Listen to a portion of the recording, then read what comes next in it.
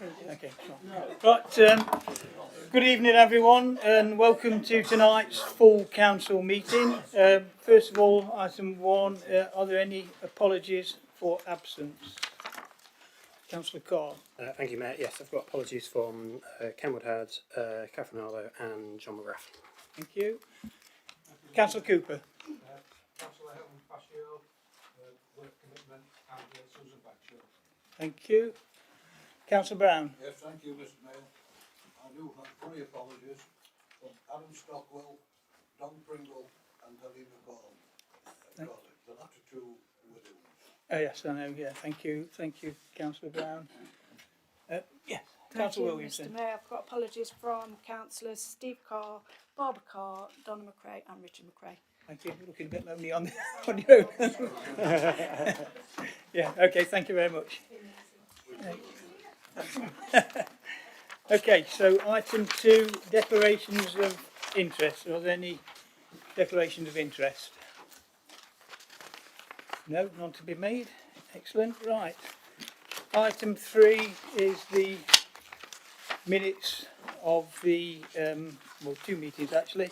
Council is asked to confirm as a correct record the minutes of the meetings held on the 15th of October and the 26th of November 2025. Do we have a proposer?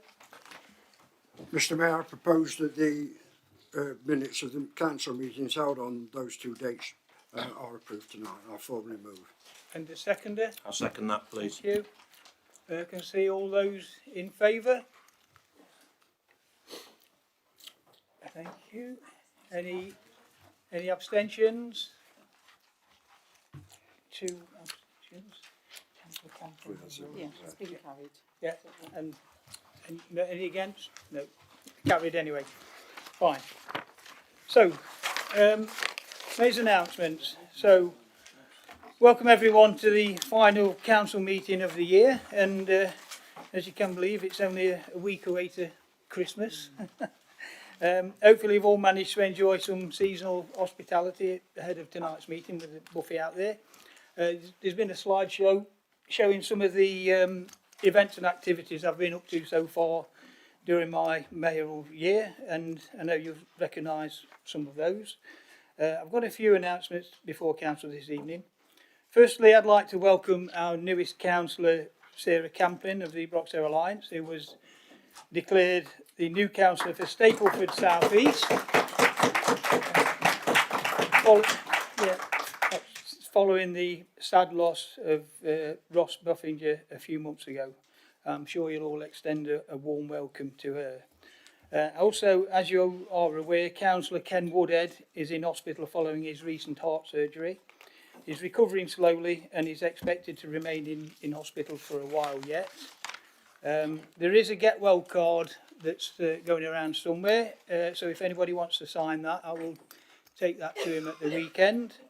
We'd also send our best wishes for a speedy recovery to councillors Don Pringle and Helene McCarlhead, who are all unwell, so hopefully they'll be back to full fitness soon.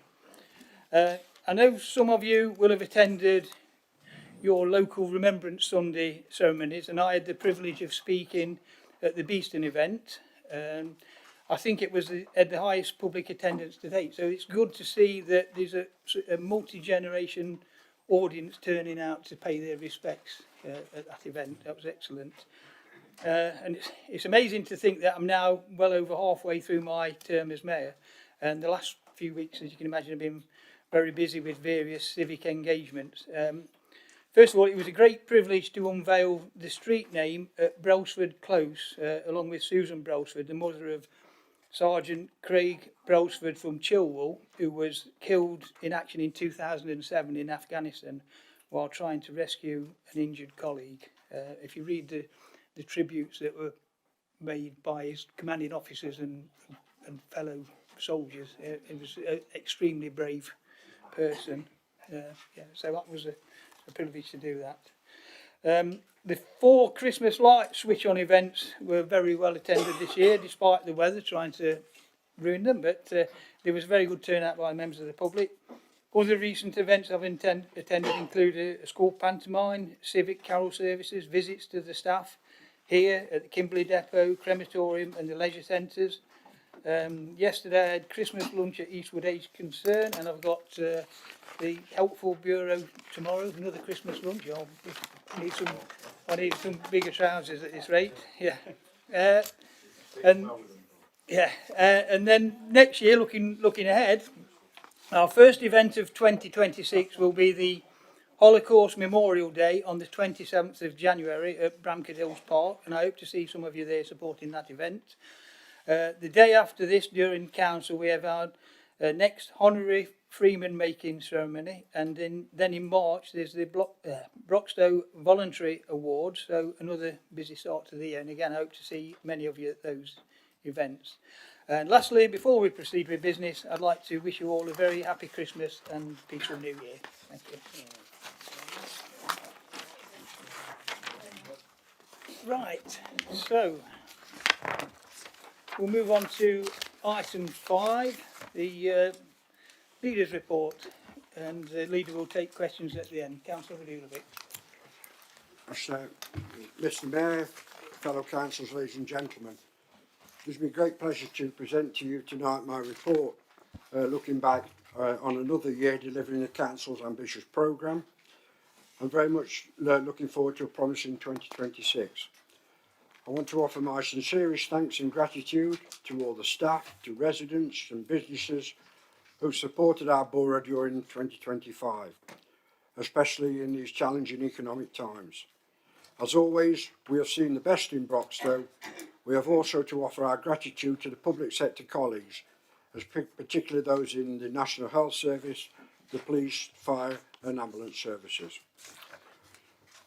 Mr Mayor, it's not my intention to read out the leader's speech in full tonight, but I wish to highlight a couple of issues within that and speak on one of them in particular, which I think is particularly relevant for tonight. The administration continues to pursue an ambitious economic recovery strategy, including sustainable investment and growth, and will continue to provide significant capital investment in our existing housing stock and taking advantage of environmental grants from central government, to which we are most grateful, for example, the Social Housing Decarbonisation Grant. Mr Mayor, I went over the page in the leader's speech. I want to make specific reference now to the item in the second paragraph, which starts, absolutely determined to attract resources into Eastwood to meet our health and wellbeing needs. And in doing so, last night at Cabinet, I presented a paper last night from the Eastwood Primary Care Trust. And I want to quote these figures tonight, and I pardon for taking 5 minutes because I think they are relevant and demonstrate the inequality in resources targeted particularly towards health, and the levels of deprivation that we suffer, particularly in the north, in relation to how it impacts on local residents and local people. So, Mr Mayor, I make no apologies for this. Eastwood patients with cancer are 45% higher than the average in every other part of Nottinghamshire. That's the first figure, 45%. Mr Mayor, Eastwood patients with a carer, needing a carer, 54% higher than the Nottinghamshire average. Mr Mayor, patients with type 2 diabetes, 30% higher than the Nottinghamshire average. Patients with COPD, 43% higher than the Nottinghamshire average. Eastwood patients suffering from stroke and heart disease in particular, 70% higher than the Nottinghamshire average. Mr Mayor, Eastwood patients on palliative care, 75% higher than the average in Nottinghamshire. And Eastwood patients over 65 comprise 25% of the total list at Eastwood Primary Care doctors, compared to the Nottinghamshire average of 18%. And I raise this tonight, Mr Mayor, because, you know, for years I've been carping on about the need to invest in Eastwood, in particular in health, to raise the quality and standard of care for those most affected. And it's no coincidence that also the 3 highest areas of deprivation and poverty are within Eastwood, the 3 Eastwood wards, before you move to Chilwell West. And nobody can convince me that there is not a direct correlation between poverty and the inequality in health and the service provision. It is a rallying call tonight, Mr. Mayor, for all councillors to get behind the bid that we are making through the Community Health Fund. Last night, I'm sure you're aware, on the papers, we agreed to spend a substantial amount of money to take us up to REBA 4 to make that full application. Includes swimming facilities, not just a swimming pool for recreation, but a therapeutic swimming pool with raised temperatures to help people with lung disease and affected by COPD. But Mr. Mayor, the figures are stark in themselves. Until you actually look at the actual buildings themselves, and bearing in mind 2 previous applications have failed because no government wanted to invest in health. They're all interested in investing in vanity projects. Mr. Mayor, there is inadequate space for sites to continue for a modern healthcare facility. Staff and administrative and clinical staff are forced to work remotely because we simply haven't got the space at the doctor's surgeries. Accessibility issues. Church Street are split level clinic areas, narrow corridors, only 1 functioning patient toilet.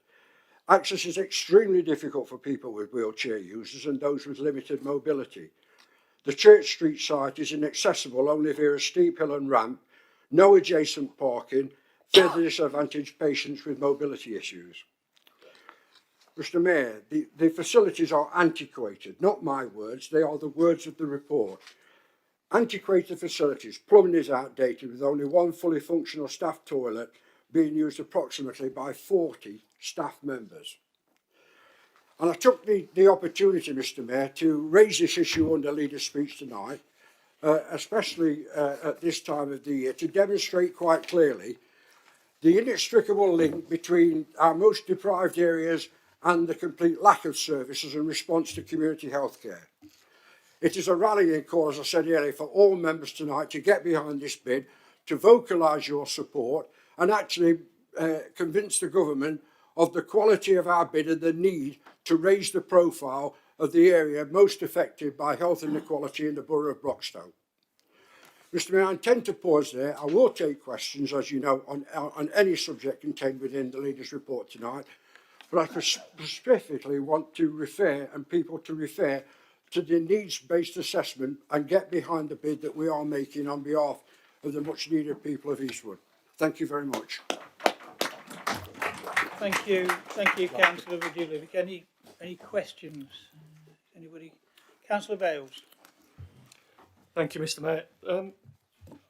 I don't want to thank you for the report, Milan, because the figures you put forward are truly shocking.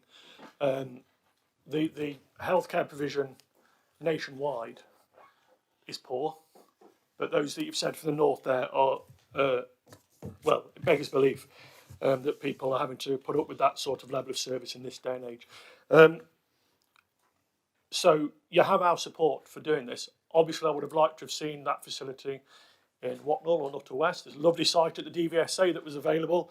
But anything that helps people, as a family, we've had cancer issues, we've had close relatives die of cancer this year. So anything that can help push that forward, you have our support. Thank you, Councillor Bales. Any other people wish to speak? No? Oh, sorry. Councillor Chris Carr, yeah. Thank you, Matt. Yeah, I just also wanted to give my support for this project. It's not only going to have health benefits for Eastwood, but it's going to have a wider benefit for the whole of the north of the borough, so I'm fully back this. Thank you, Councillor Carr. Anybody else? No? Thank you. In that case, we'll move on to item 6, which is the public questions. There are no public questions, so in that case we'll move on to item 7. So that's portfolio holders reports. So item 7 is an opportunity for portfolio holders to update us on the work in their area and for members to ask questions. So item 7.1 is the report of the portfolio holder for resources and personnel policy. So Councillor Marshall.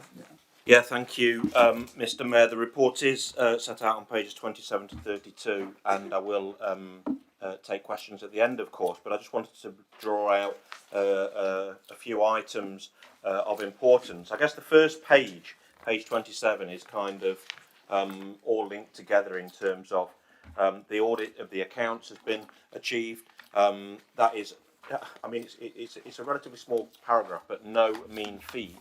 Certainly in comparison to other authorities in terms of getting their accounts audited with an unqualified opinion at this stage of the year. So my thanks go to the team who've worked very, very hard to do that. And of course we're in the midst then of a business planning and budget setting round and a budget consultation.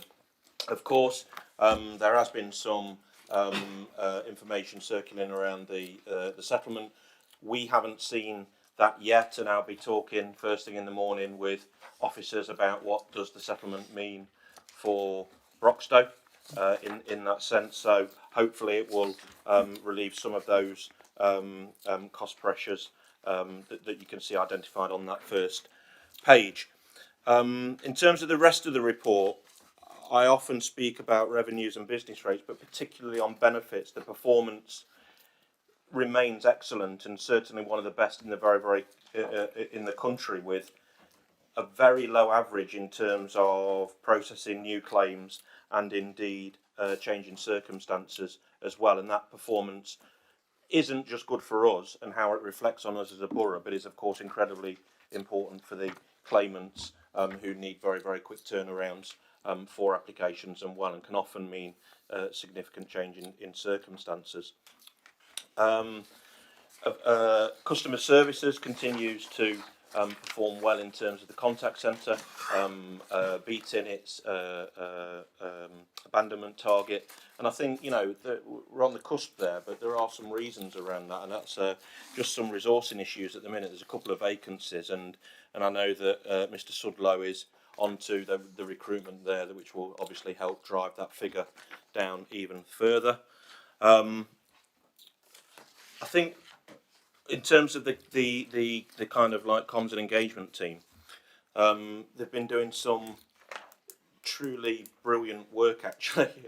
You saw it and I saw it, Bob, at Mr Mayor at the Christmas lights switch on, yeah. And they've been mirrored across the board. And you just see the thousands of people attending and the brilliant event that's done, the queuing up for Free Santa at Beeston Library was just remarkable, and the team there deserve a huge amount of credit. And then you kind of go from the really nice stuff and to the incredibly poignant stuff, and you had it in your slides around Remembrance Day, which was quite frankly impeccable at the event I turned up to, which was on behalf of the council in Beeston.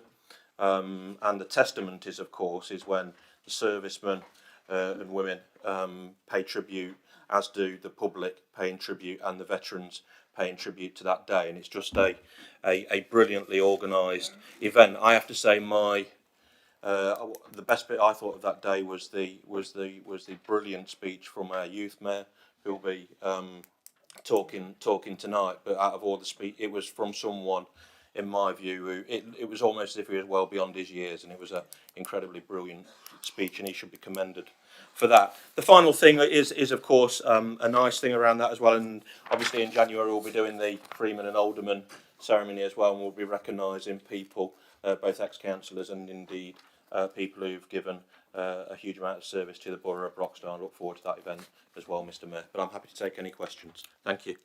Thank you, Councillor Marshall. Councillor Owen, and then I'll come to Councillor Couch. Thank you. Mr Mayor, a couple of points. On page 29, the portfolio holder refers to changes to business rates. Can you advise as to whether there are going to be any additional costs to the council as a result of these changes, and if so, how much?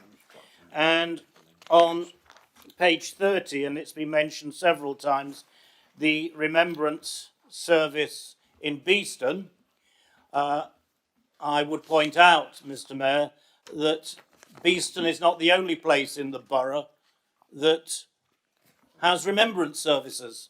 Most of, if not all of the towns and parishes also have remembrance services and parades. And in the past, Broxtowe Borough Council has been prepared to cover the cost of road closures and any incidental costs as a result of those parades. It covers the costs, I'm sure, in Beeston, and it would be interesting to know how much those costs were, but it has not been prepared up until now to cover the costs, the whole of the cost, in the other parts of the borough. And it seems somewhat unfair that one part of the borough should have their costs covered by the totality of the council taxpayer and the rest of the borough, the parishes and the towns don't. So can I ask the portfolio holder to look at that again, please? Thank you, Councillor Owen. Councillor Couch. I notice on page 28 you refer to the business rate relief for retail, hospitality and leisure. There are other businesses which are faced with rising national insurance, a rise in the minimum wage and bills following revaluation in April 26, on top of the fiscal drag in taxation. I would like to know what plans are in place in your department to determine who will get the relief over the next 3 years, which governments say is available. Thank you. Thank you, Councillor Couch. Councillor Marsh. Oh, Yeah, I think my question has been mostly covered by Councillor Owen and Councillor Couch. I would just add to the question around business rate changes. Beyond what the impact will be on the council, do we have any sort of expectations or projections of how small and medium-sized businesses will be affected across the borough? thank you, Councillor Marsh. Did you want to speak? I will, yes. Mr. Mayor, myself and the Deputy Leader have spent quite a while looking at the impact on business rates movement tonight. So I want to ask a question specifically at the end, which I'll refer to. From April 2026, as you all know, the business rate system will undergo one of its most significant updates in recent years.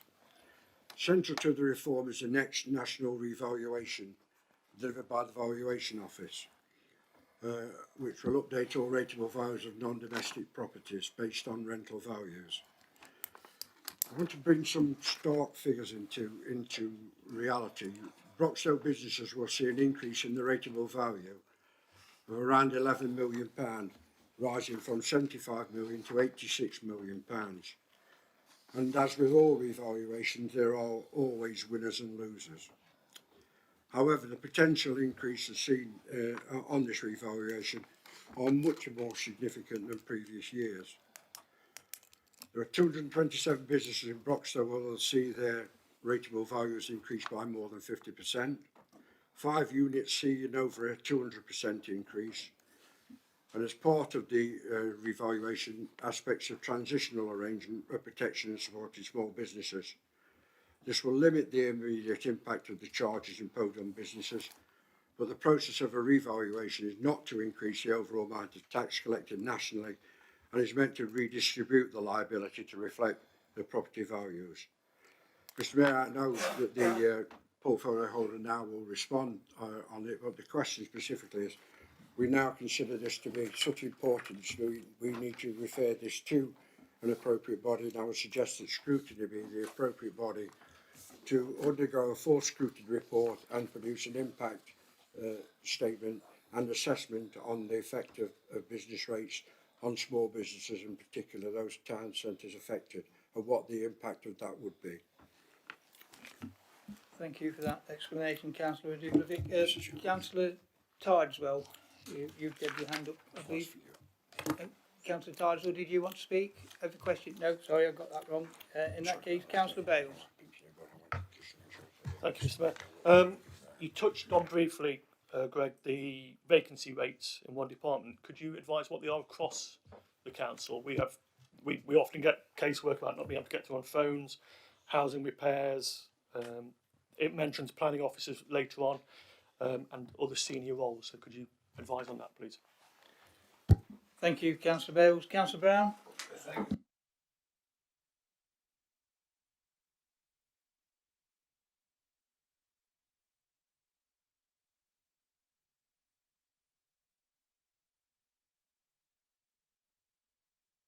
I thought you could hear enough.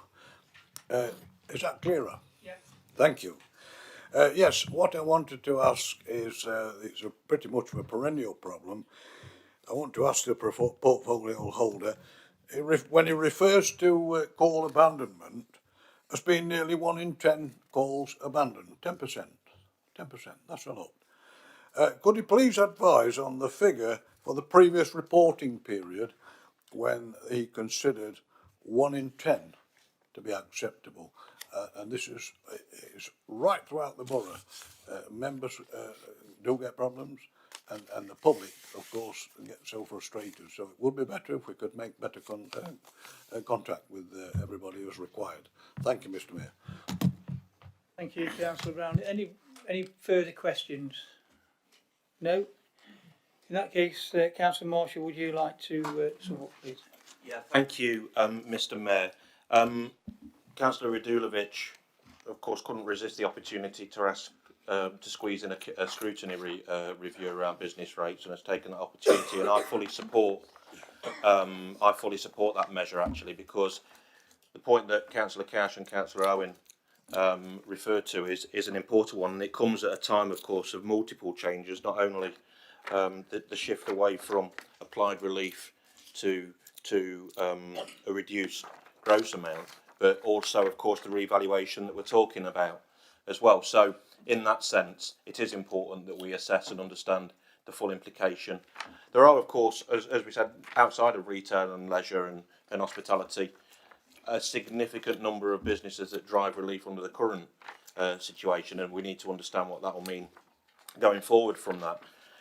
Alongside the re-evaluation, there's going to be a new structure for business rate multipliers in that sense, and rather than the current 2 multiplier system, there'll be several distinct multipliers, including permanently lowering multipliers for retail and hospitality and leisure that we've touched on, and new higher multiplier for very high value properties. So we need to understand all this, and I think the suggestion from Councillor Radulovic is a very, very sensible one. In terms of course, scrutiny will be a cross-party approach to understanding the impacts across the borough. The final overlay on all of this, of course, is the implications around the business rates pool, and that is, of course, a serious consideration that we need to make as well. And you know, the case for remaining in the business rates pool is dwindling for Broxtowe, and that decision won't be being made yet.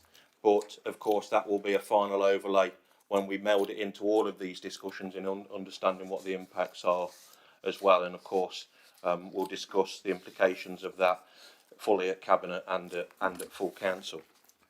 In terms of the other questions, in terms of the funding for Remembrance Day events, you are right, of course, that Beeton is an unparished area, and you've sat in the discussions that we've had for a number of times, Councillor Owen, in terms of the funding for Remembrance Day events. Most recently, of course, when we tried to squeeze a third formula with the county authority as well, but I gave the assurance that Broxtowe would underwrite any cost pressures for Remembrance Day if the county didn't stump up any funding for Remembrance Day for road closures. They didn't, so we did. And Broxtowe did. But the central point you're making is why is Beeston different? And of course, it's the difference between its parished areas versus others. And we've had discussions around openly, regularly at Cabinet and or mostly at Cabinet, but sometimes in Council, around the cost pressures that we face. And we take the approach that where parishes have significant financial reserves and cash reserves, that they should make some contribution to those Remembrance Day events as well, and that is a formula that we adhere to, but we'll continue to review that. In terms of vacancy rates, Councillor Bales, I think the vacancy rate is about 8% across the borough, I think. I'm not sure, I'll double check and I will come back to you on that. I think the churn is about 5%, so I think there's about 8% vacancy and a churn of positions of about 5% as well. But I will, on both of those figures, I will come back to you definitively on that. In terms of, Mick, in terms of the call abandonment, I think someone's giving you slightly duff information, because I don't think I've ever said I'm happy with a 1 in 10 call abandonment rate. What I've said is that we desperately try and operate to a standard where we don't want to go above that 1 in 10 abandonment rate as kind of a normality. And the reason I say that is if you look at the number of calls we get as an authority and the hours in a working day, across the entire department, our staff fundamentally have about 2 minutes per call to understand the problem, offer advice through the knowledge base, and then filter to the right department. And of course, some of those take longer and some of those might need a bit more help. Now, you might say, well, why don't you just double the amount of staff? And then, of course, there's a cost pressure on that department, there's a cost pressure on the borough, there's the importance of it. So we try and get the balance right. The figures help us in that. We've got a slight vacancy issue at the minute, which we are recruiting to, and we think we'll be able to drive that 9% figure down even more, and I think that's probably about the right balance. But the team themselves are, in my view, very, very good and work hard. Thanks, mate. Mr. Mayor, I didn't have a full response. I didn't have a full answer to my question on Remembrance Day in terms of the costs implications for Beeston. Now, I'm more than happy to accept a written response, but I've been asking for a written response for weeks now, and it's not been forthcoming. You haven't asked me, have you? No. Okay. Can we have clarification? I am doing that. I always respond to you. Can we have clarification on the third? You said that the county council haven't stumped up, which clearly they haven't. Will you then be contacting the parishes and town councils to say that they can claim another third of their costs? No, we've returned to the 50-50 formula. But I'll send you a written response on the costs for Beeston, Philip. Thank you, Councillor Marshall. Okay, so we'll move on to the next item, which is item 7.2, the report of the portfolio holder for economic development and asset management, Councillor Radulovic. Yeah, thank you, Mr. Mayor. I'm pleased to present the report before you tonight and draw your attention to a couple of major issues on there. First of all, I'd like to thank all those involved in the opening of the new Stapleford Community Pavilion, which saw over 500 people in attendance. What a fantastic success. And I hope all people recognise the tremendous amount of hard work that's gone in, not just from Stapleford Town Board, but from our officers and our members who have supported us continued throughout this process. It's been a brilliant achievement. I particularly want to make reference to something that really cheered me up considerably, and that's the visual impairment improvement at the Ilkeston Road cycle track.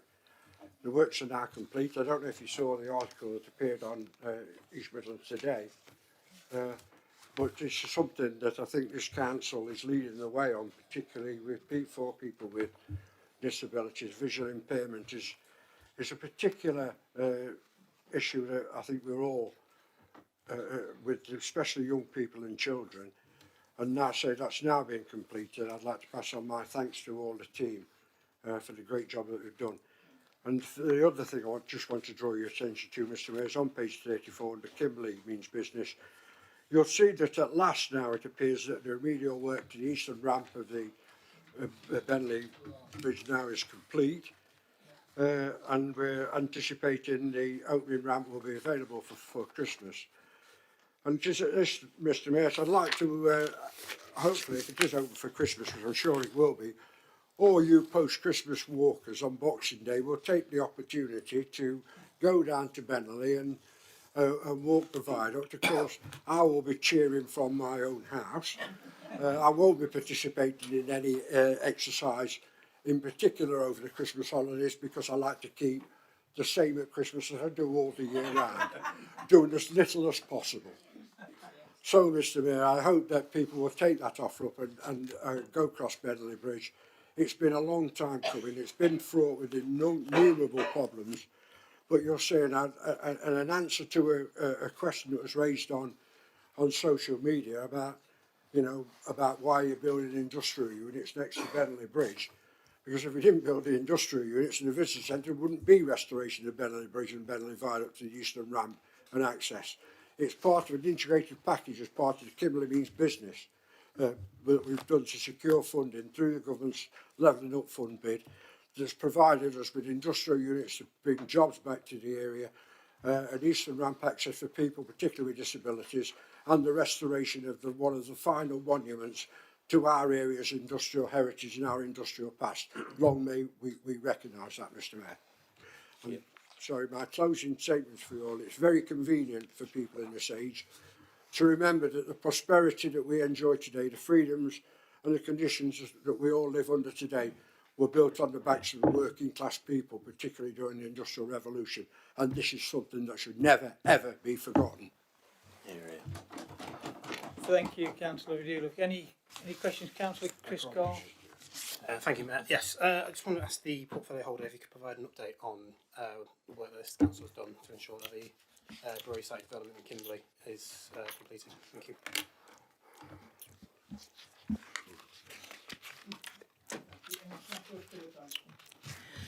Yes, thank you, Mr Mayor. On page 35, Councillor Radulovic refers to the estates, the council's commercial estates, and advises that there has been a considerable build-up of arrears. Could he please advise council of the total arrears outstanding and why it is that they've been allowed to accumulate in this way? Thank you, Councillor Owen. Councillor Cooper. Thank you, Mayor. It's a follow-up from Councillor Carr's question. We know the brewery tower has been bought. Okay, it took me quite a while to find out who that was. Yeah. But I just hope that they are going to honour the 106 agreements that were in place originally. And if they are putting new plans in, I hope that you know, we get to see them shortly. Thank you. Thank you, Councillor Cooper. Any further questions?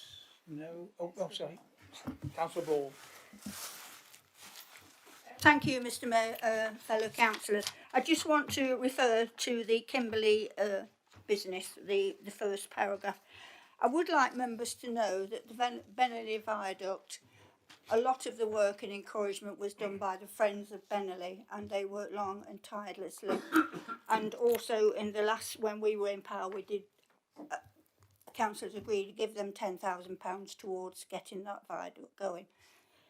I haven't been down there for a few weeks. The last time I went, I got stuck in the mud because we couldn't get to the ramp. So I don't know whether the ramp has been finished or not.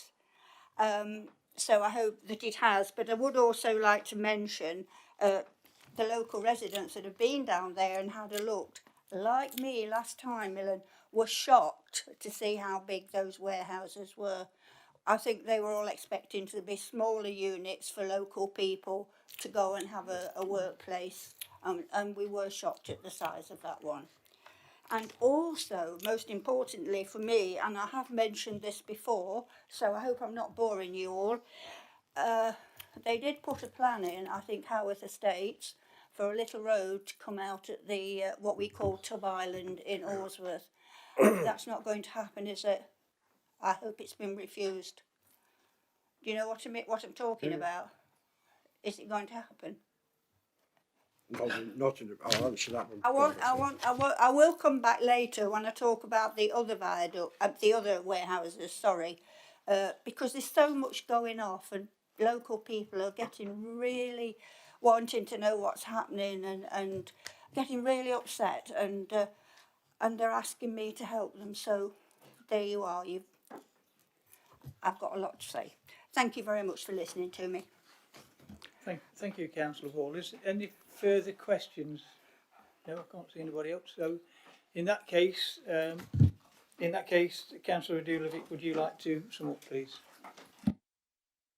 Mr Mayor, I'll do them in reverse order. Thanks to Councillor Lydia Ball. Raising the issues, the size of the industrial warehouses. If you look at the plans, the large one in particular that stands at the back, it can be subdivided into different smaller units. We are in negotiations with a major company about bringing jobs back into the area. If that doesn't come to fruition, they will be subdivided into much smaller units. Also, it's only one building, it will be subdivided into 3 or 4. However, if we are successful with bringing a major fabricator back into the area, then that unit will be a standalone unit for them alone. So it's a contingency plan. But basically, I say if that doesn't come to fruition, then they will be subdivided into much smaller units. And the car parks, and the car park that are associated, the turning heads with them as well. That work is now substantially complete. As you know, the cladding is now on. I don't know if you say, if you go down there now, you'll see not only the erection, but the cladding is on. And they will be, hopefully, opportunity for a major developer come back into the area, major manufacturer and assembly of parts. I don't want to say any more than that in a public forum, but we are in complex discussions with that parent company. And also, Mr Mayor, Madam Mayor, you talked about the stage.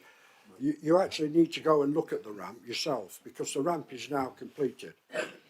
And I went down there, I haven't been down there this week, but I went down there last week when it was almost completed. And it looks, with the gradients, it is accessible now for people with disabilities and wheelchairs to access that ramp. It has, however, because of the work, the landslips and the works that happened to it, has delayed the finishing of the visitor centre because the spoil was put onto the car park because there was no room for disposal. So it's lagged behind time, and I do recognise the work of Benelli. In fact, for those who were at the meeting, it was myself that offered Benelli the opportunity to be involved in the creation of the eastern ramp of the landscape, rather than the council doing the work, to encourage their participation and take up. And that's something that we've done and paid for through the Kimberley Levelling Up and some of our own resources as well. So I do recognise that. Well, Mr Mayor, the other questions tonight specifically being raised are about the residential development at Kimberley Brewery site. And I'll give you this, and it's quite a long answer. I've gone through this with our enforcement people in great detail over the last few days and week in particular. You know, it's a residential site development located within Kimberley. The site is currently under investigation by the enforcement team for breaches of planning permission and the waste of the land. In addition, concerns have been raised by councillors, especially myself, and members of the public, including local people as well as visitors to the area, in terms of various other matters relating to the site, including the quality of the works of the unfinished roads and footpaths on the site.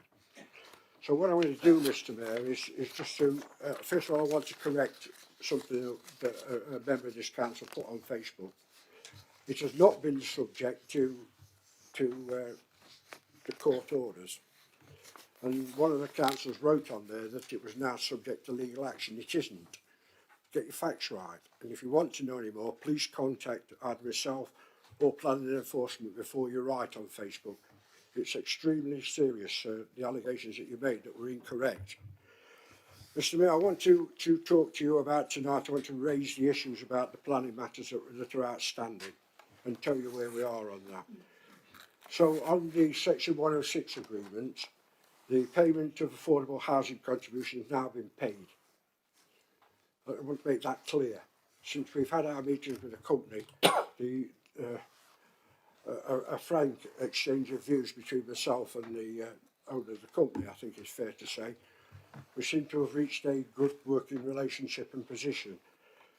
And to qualify that, no more than 25 properties can be completed on the lower site until the initial repair works have been completed to the Maltons listed building. And for every 3 houses erected on the final phase of the lower site, up to a maximum of 12, one kiln's programme of repair works must be completed in total. within 2 weeks, 2 months, sorry, after completion of the kilns, the bin stores, parking, road pass, steps and planting must be completed. And the completion road to the repair works to the tower must be completed by the 5th of November 2026. So they've got just about 11 months to complete the condition works. I want to make that clear from the outset. That is subject to considerable concern by myself, and I will be visiting the site with our enforcement officers in early January. But for obvious reasons, in a public forum, I will not state what date it is or time it is. It will be a visit when we feel appropriate. And also, Mr. Mayor, I want to complete this by talking about the untidy condition of the land. I spoke at length last time in response about the state of condition. Enforcement action is being taken against the owners of the site to clear large amounts of rubbish and building waste from the currently undeveloped land on the lower side. We've carried out compliance checks, and whilst efforts have been made to tidy the site, further works are still required. The ward councillors, to enable us to proceed with formal action, has been carried out. So we've actually tried with the chair of and vice chair of the committee, with other councillors, to ensure that these works are now being carried out. The council is liaising with the council's legal team with a view to serving the notice.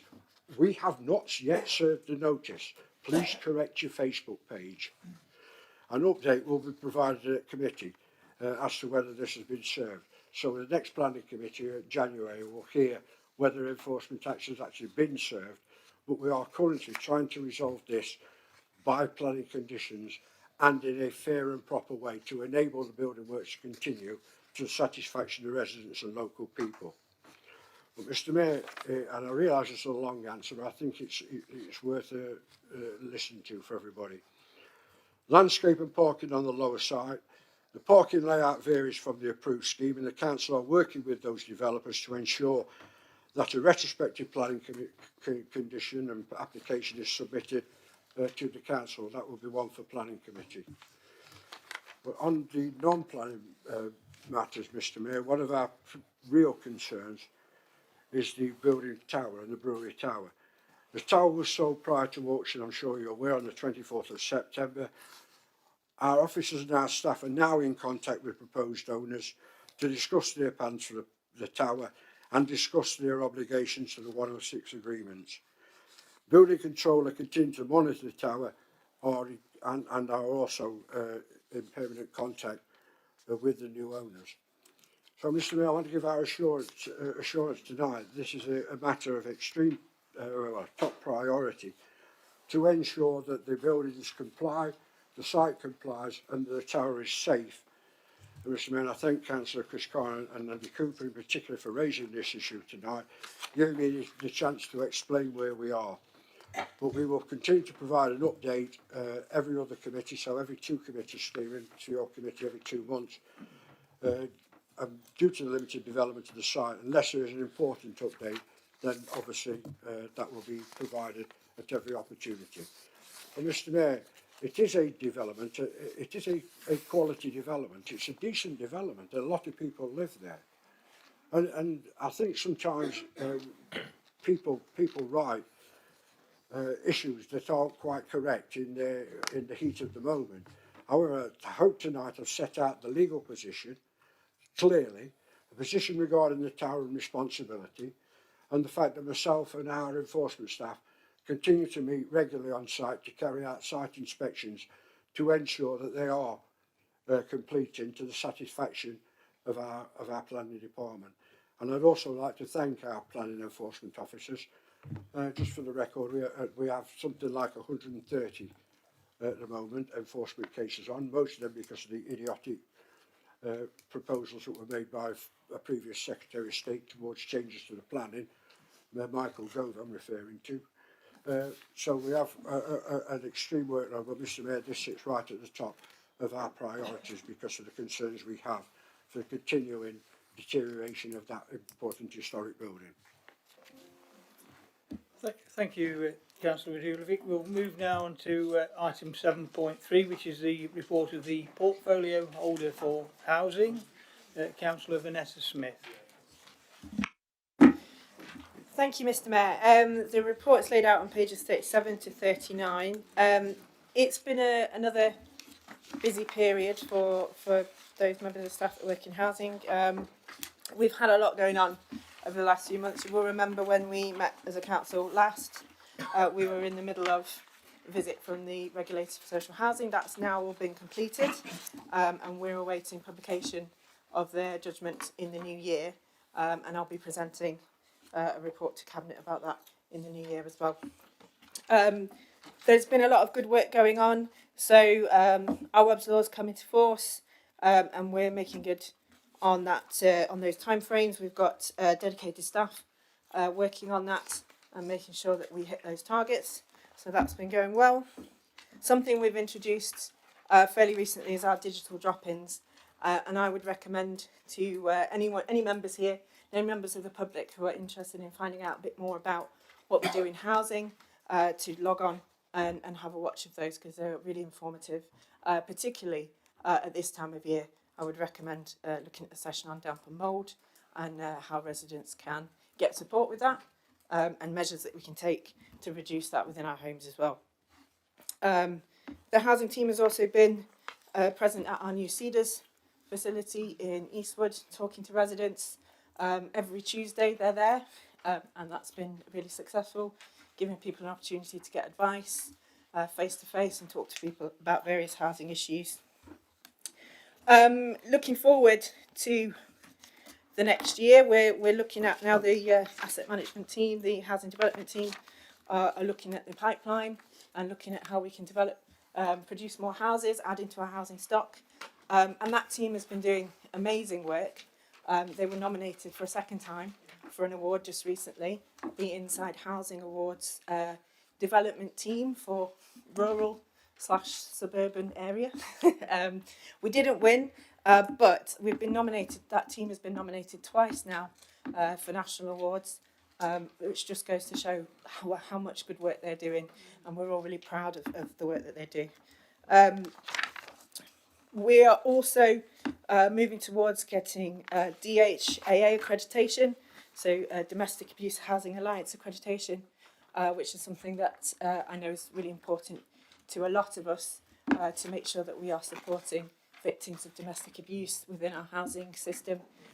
So I'm really looking forward to the work that will be going into that and to get accreditation for that. We're also looking forward to the project that's continuing to develop our energy efficiency for 600 of our homes in the new year. That project is progressing, and I'm very excited to see the development of that. I'm happy to take any questions.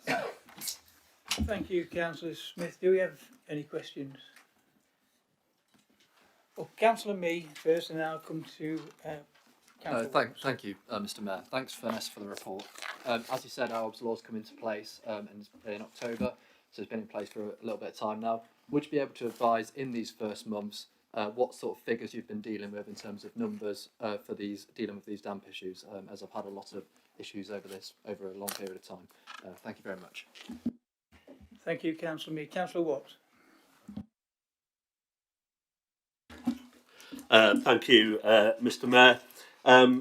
Quite a long question, I'm afraid, but it's about what I expected to see in the report and isn't there, which is the council's and the housing department in particular's appalling faux pas on Facebook back on the 22nd of October. On that day, the housing department put out a Facebook post that said, "Over the next few months, you may receive a call from our tenant data collection officer. We are undertaking a project to update tenants' details on our system, and Julie will ask you to confirm personal details such as national insurance number, date of birth, contact details, next of kin, language requirements and disabilities or vulnerabilities." Any request for information like that should have been sent individually to people, not put on social media. I messaged the acting chief executive to express my concern. I know many other councillors did as well.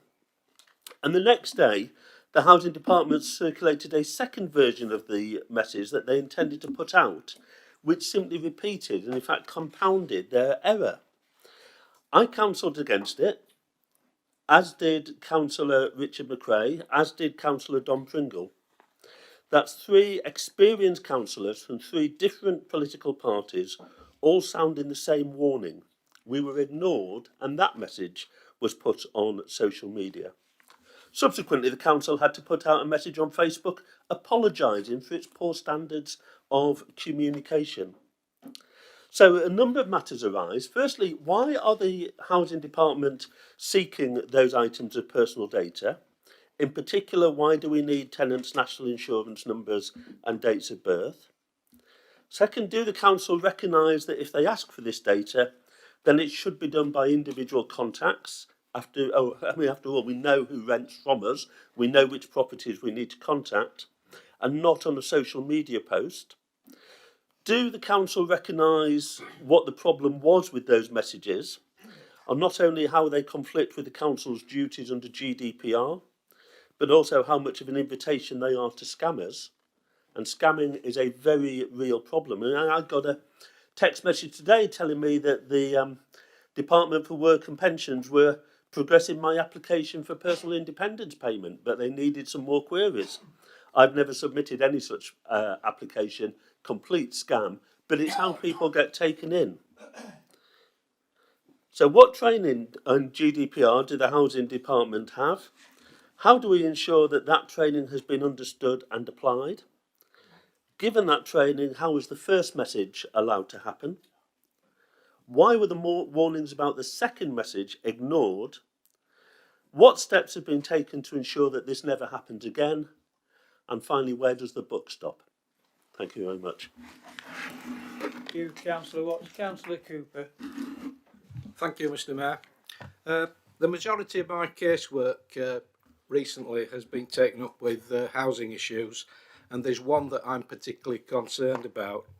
It's a property in Kimberley. It must be over 100 years old. Okay, and the resident is a single mother. She's got an autistic child who is homeschooled, and she's got damp throughout the house.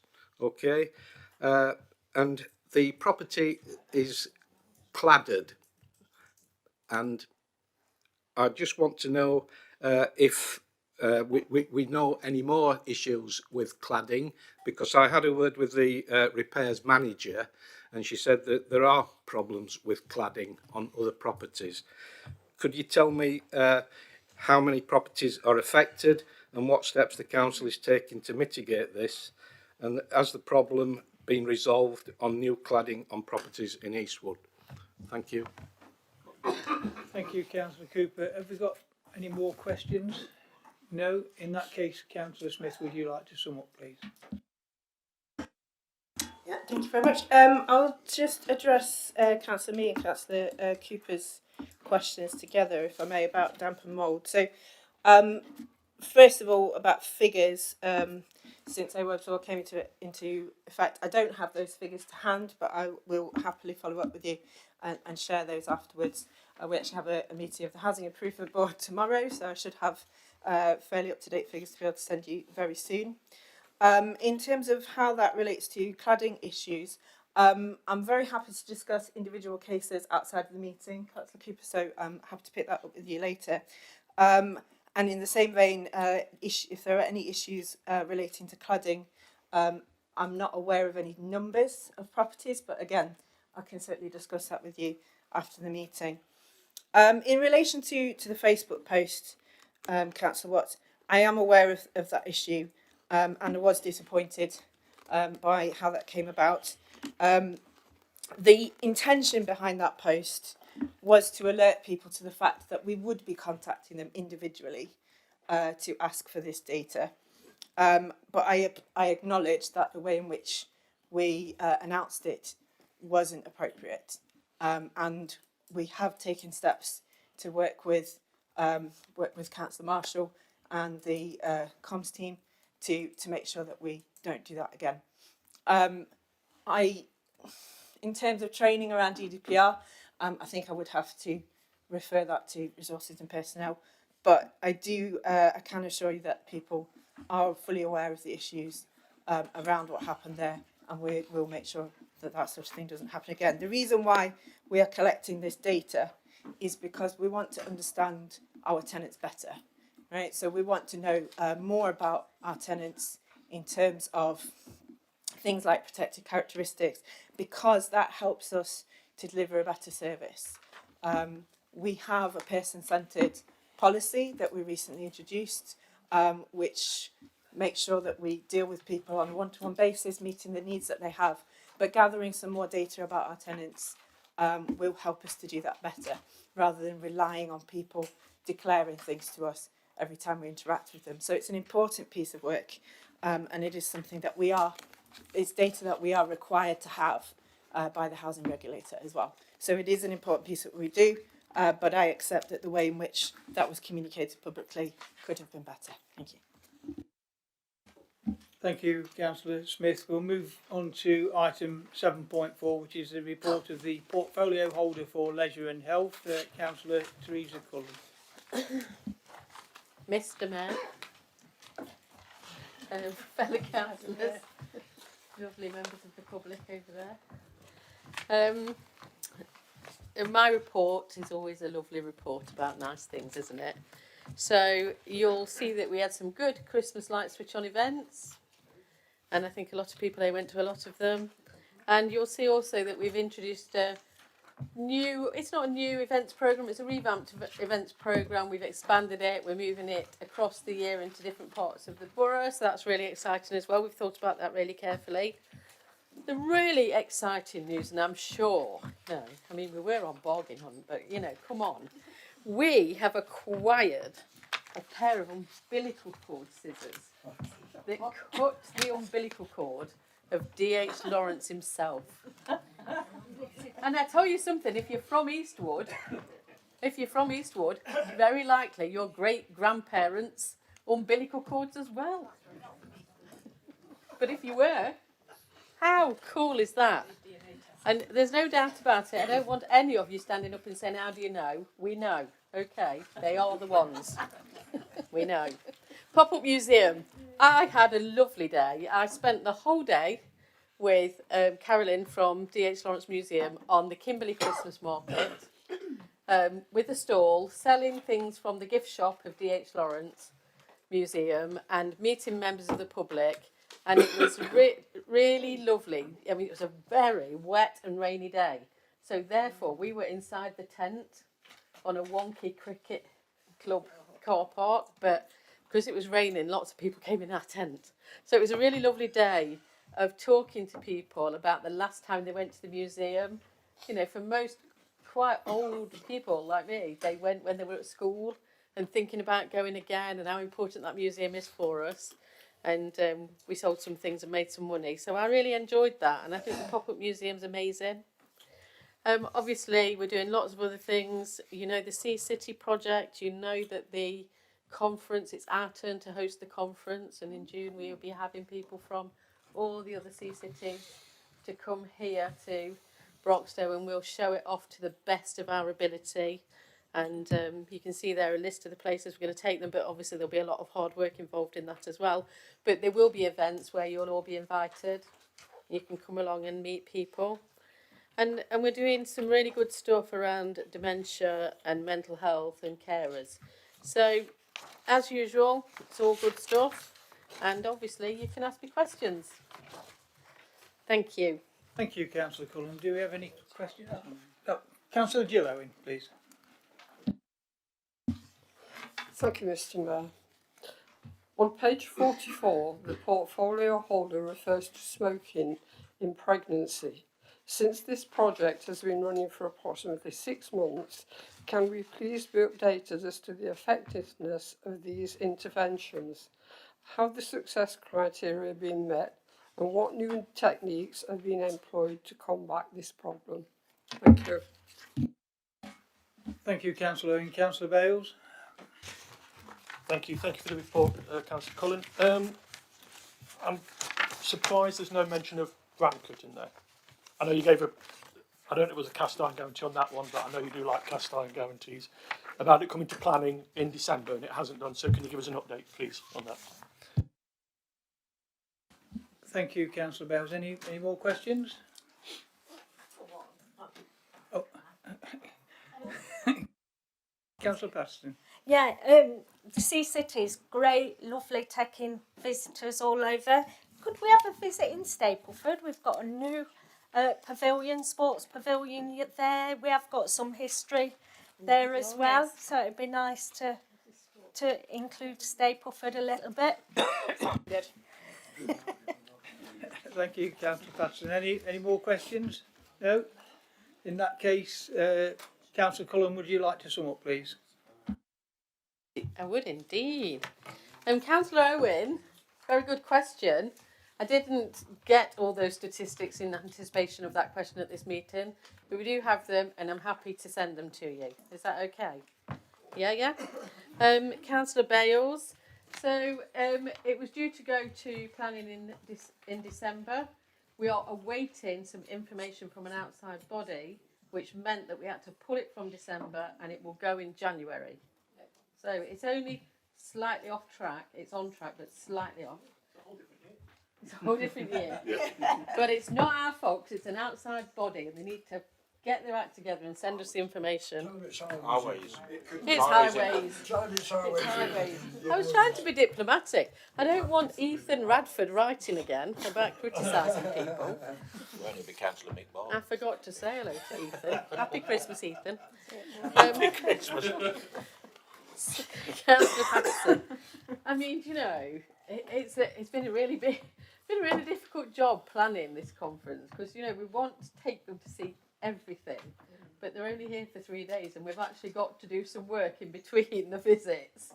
But the Sea Cities art exhibition is on in Stapleford Library at the time that the Sea City visit is here. So if we have any chance, we will go over there. But Stapleford is included. The art exhibition of artists from across the cities is in Stapleford Library that week. No.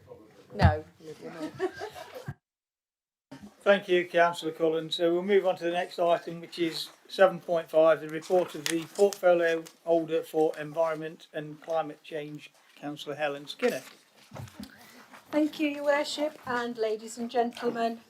My report seems to be quite long. I think possibly because I have so many questions, I've made a long report. I'll just pick out a few things and you can all do the rest. So one of the main challenges we have at the moment is introducing the food waste collection, because that's a new thing for us.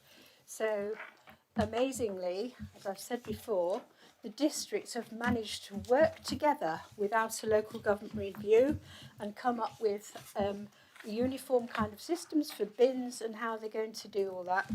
And that's in hand. We also have a trial in Nuttall, so we'll be able to get feedback from the people who try it there, 170,000, I think, houses or something. And then we're introducing the simpler recycling, which I think is happening all over the country. So nobody's going to be able to say, well, you know, at my granny's house you can recycle all of this, and at my auntie's so you can do much more than this. So people will more or less be doing the same kind of thing. Simpler recycling means you can recycle a lot more. But there'll be more information as it comes near to it, and you'll get your new calendars exactly telling you when your bins are being done and all that at the same time in about January or February, ready for introducing this in April. We've carried on with bulky waste collections. I believe there's been a really good one this morning in Eastwood.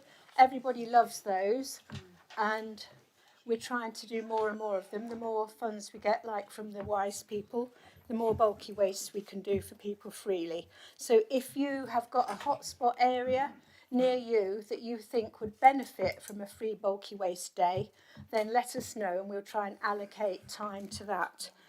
I think what I really want to draw upon in my whole report, all the different items, there's some really good things happening, but the main thing that I notice in our department is that we rely a lot on people, the community, people like children and friends of everywhere, planting bulbs, planting trees, clearing places up, doing litter picks and taking care of their area and taking a pride in their area and working together and cooperating to make things better. The Friends of Collier's Wood, they do a wonderful job. The Friends of Brinsley Headstocks, they do a wonderful job. They've been planting loads of bulbs around the orchard and making that all wonderful. Things like the citizen visioning, that's the community coming together to share their ideas and give us ideas of what they want us to do. Climate forums, we've had 2 of those. We've had 2 meetings to talk about heat, how you can benefit best from your energy use and so on. That's like the members of the community coming together, listening and sharing ideas and learning so that we can make everywhere better. So I think that's really the main way I sum it up. I think also what I have in my team, and I'm sure the Mayor will concur with this, because we went along at 5:30 yesterday morning to give out cobs to the bin men and the office staff and the bin ladies and the people who do the ground maintenance and stuff and keep Broxtowe looking lovely. And they are the frontline workers. We're judged on what they do and what they look like and what they make the place look like. And they're such lovely people.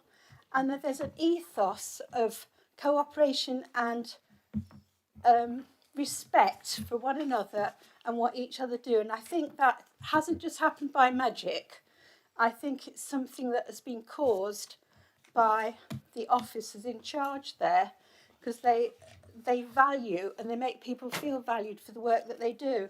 So I think that has a knock-on effect, and people are happy in their work, and when they're happy in their work, they work harder and they do it better.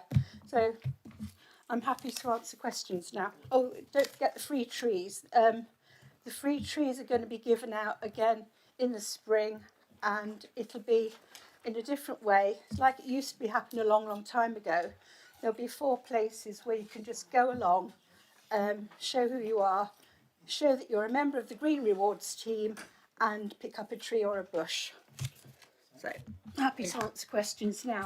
Thank you, Councillor Skinner. It was a pleasure to be at the depot, even at 6:15 in the morning, and hand out awards to some of the teams here, long service awards and other awards for the achievements they've got. It was brilliant. So, questions. I've got Councillor Gillow in first, and then Councillor Kingdon next. Thank you, Mr. Mayor. Yes.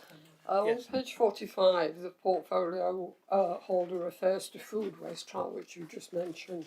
Could you please give details of any costs that the new requirement will place on the council taxpayers of the borough, and whether it will be reimbursed by the government who are imposing this duty upon councillors? Now, I am interested in this because in Nuttall, my area, are we the first to do a trial? Not in the world, but in Broxtowe, yes. Yeah. So we are leading the way, really, as well. Nuttall is leading the way. Great help, great faith from both of you. Okay, thank you.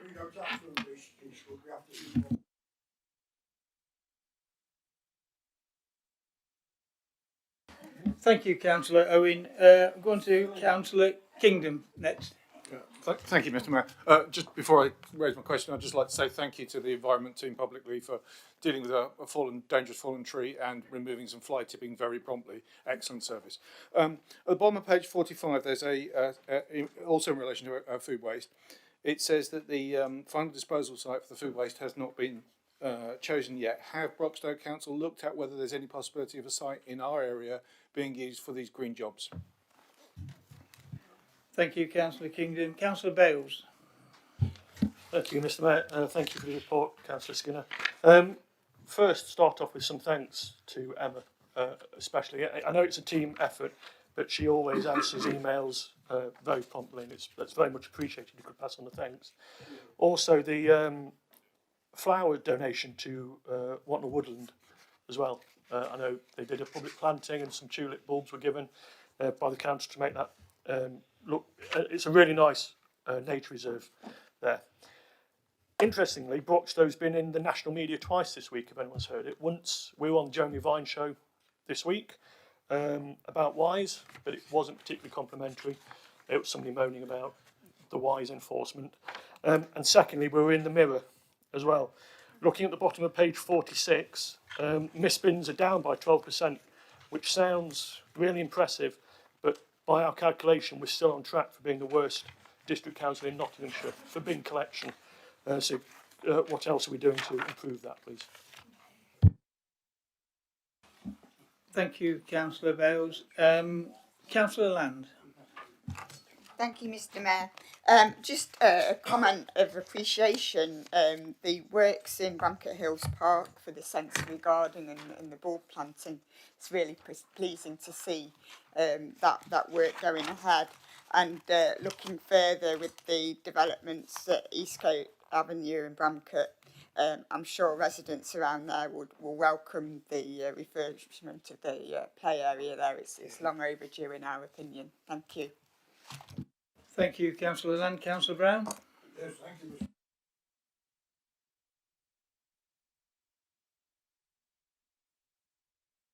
Improvement, thank you. The improvement regarding contamination in green bins, I think that is somewhere there's some messages getting across.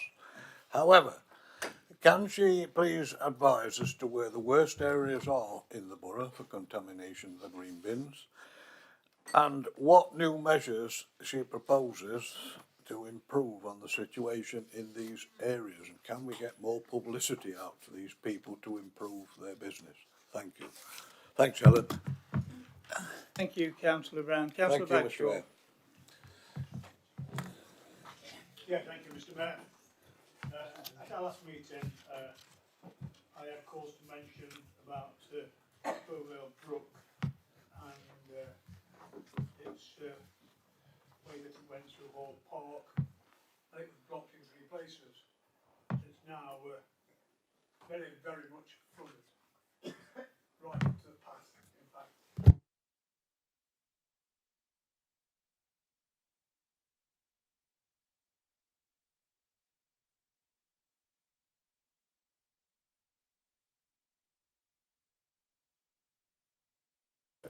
Thank you.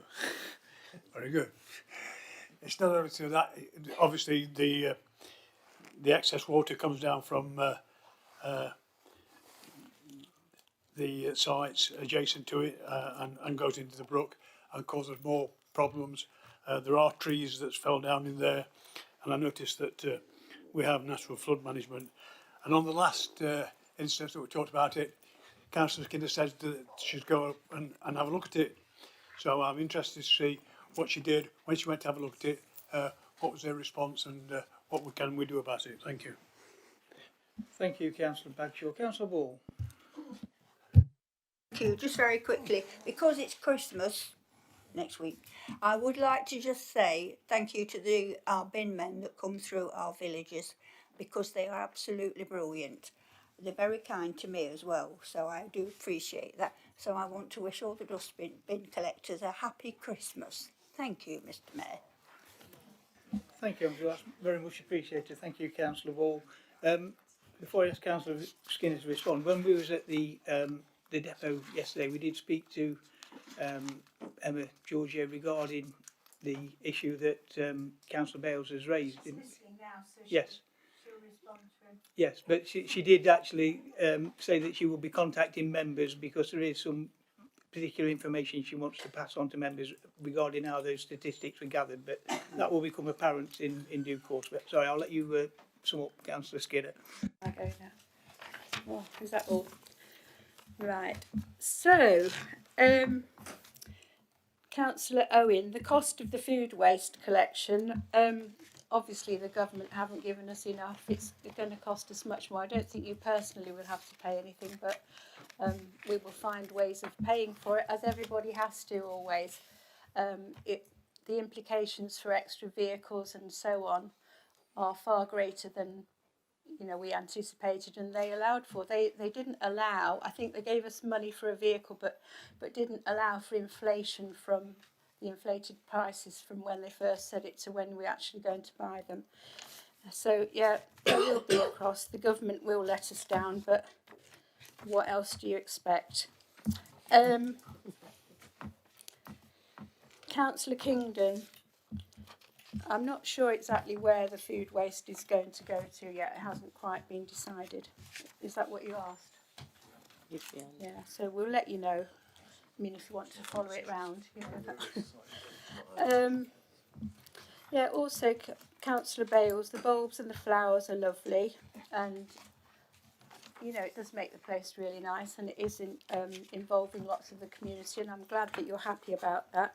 Now, the Jeremy Vine show and the Daily Mirror report were just, I would like to say they were rubbish, really, because they couldn't have had accurate statistics.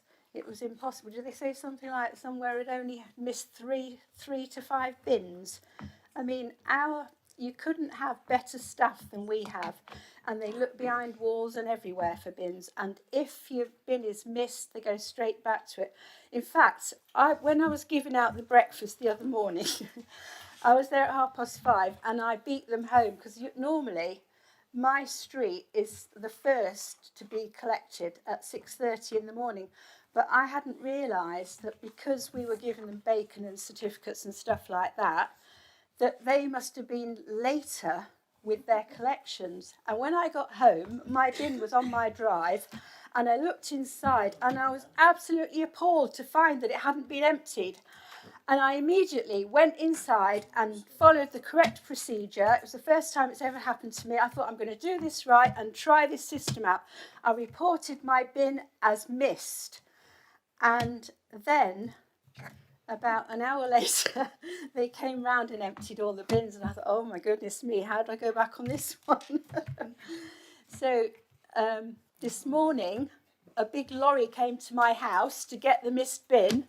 And I had to go out in my pyjamas and explain that it was a mistake and it wasn't really a missed bin. And he was so nice about it and really understood. But I did test the system, so they'd come back. In that short time, they'd come back to get it, but it was a mistake. And sometimes people do that kind of thing, but that will go down as a statistic of a missed bin, and it actually wasn't one. It was my fault. And there's quite a lot of customer mistakes, and a few customers that do naughty things and say it hasn't been emptied, and they go back and they've filled it again. You know, it's been emptied once, they say it hasn't been, they fill it again and it gets emptied again. There's a few little scams go on as well, but I'm absolutely certain that we do the best we can, and you know, there's a little bit of human error obviously, but it's on both sides, and they do their utmost to make sure they don't miss bins, and they definitely don't deliberately do it. And I would take less notice of the Daily Mirror or the Sun or whatever you're reading, and take Jeremy Vine with a pinch of salt. Right. Councillor Land, you always say nice things. So you see, because you say nice things, it's always a pleasure to do nice things in Bramcote, because we know it's going to be appreciated, and you know that your residents appreciate it. So it's just so worth doing. And Councillor Brown, the bin contamination, when we had that whole thing where we had some men come around and we had cardboard cutouts and they did little films about what you should recycle and what you should not recycle, that has caused an improvement. You know, people do actually love the bin men. And one of them, I was talking to him yesterday, I said, will you have to do a new film now that we're doing the simpler recycling, because you'll have to tell people all over again what they have to do? And he says, no, I'm not doing this anymore. People keep coming up to me and asking me to do all sorts of things for them because they recognise him and he can't stand it any longer. So things like that do have an impact, but I recognise, like I think in the whole of the country, like there is a kind of recycling fatigue, so people can't be bothered with it to, you know, as much as we want them to.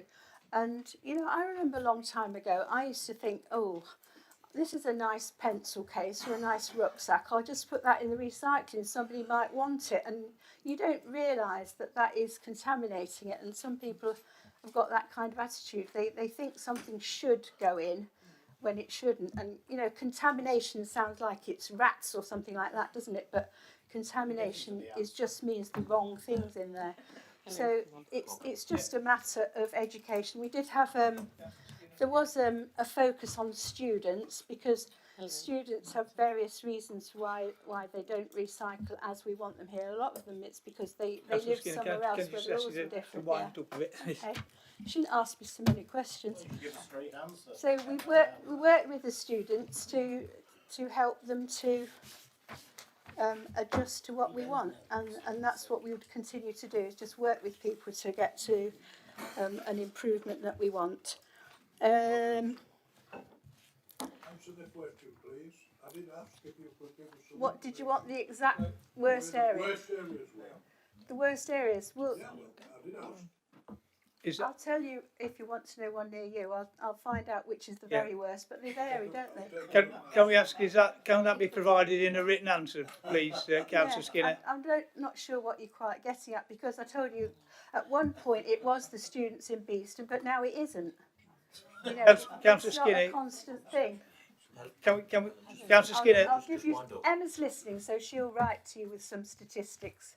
Yeah. That's what you're after. Yeah, a written answer would be appreciated, I think. Yeah, Councillor Ball, I'm glad you like the bin men and bin ladies. They're really nice. And David Bagshaw, Emma's listened to you as well. The last time you asked, there was a tree in there when they went and looked, wasn't there? That was causing a problem then. So if you want some exact details, you'll get those in writing, hopefully. I think that's all of it. Thank you. Thank you, Councillor Skinner. Okay, so we'll now move on to item 7.6, which is a report of the portfolio holder for community safety, Councillor Gabrielle Bunn. Thank you. Thank you very much. So my report is laid out on pages 55 to 58, not page 60 as it is detailed in the agenda, because there's a little bit of Councillor Cullen's report that's been misprinted as part of mine in there. So apologies for that. It definitely wasn't how it was when we previewed the papers before they came to this, so I'm not sure what's happened, but I'm sure it's an honest mistake and everyone realised.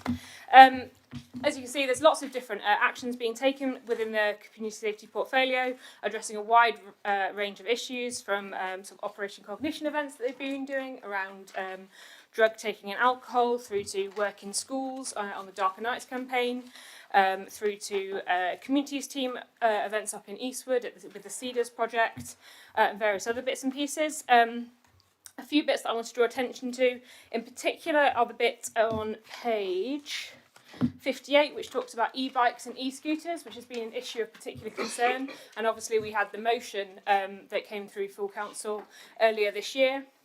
I'm really pleased to announce that the changes that I talked about there in terms of the anti-theft technology that they were doing on Lime bikes have been implemented and have been really effective, taking it from around 600 cases down to 0. I don't think it could be much better than that, so I think that's a win for the team there. It's also an issue that I've continued to raise with the team. We've looked at various various days of action with the police, and also with the Police Crime Commissioner. This week, I attended an informal Police Crime Commissioner panel where we spoke to Steve Cooper, who is the I've forgotten the correct term for it, but basically the proposed appointment to take on the vacant post of new Chief Constable. So that's been done as that's the preferred candidate, I think is the term. He's got to go through the whole approval process. But there we got an entire presentation which talked about sort of the work that Nottinghamshire Police Force is doing on e-bikes and e-scooters, some of the complexities around it in terms of what is legal and what is illegal, and what is a legal bike that are being used illegally, and when it's an illegal bike being used illegally, and it gets very complicated. But they also talked about some of the new technology they're bringing in, some of the new training that they're implementing, and some of the more assurances that action is being taken around that. And they highlighted the amount of bikes that they have actually been confiscating in recent months, and as a subject to those improvements, which is really good. The other thing that I wanted to mention in there is talks about bike marking, slightly related but slightly but different, and it mentions in there that bike marking sessions can take place with support from a local councillor. Just to be clear, that's not a specific local councillor, that is any local councillor.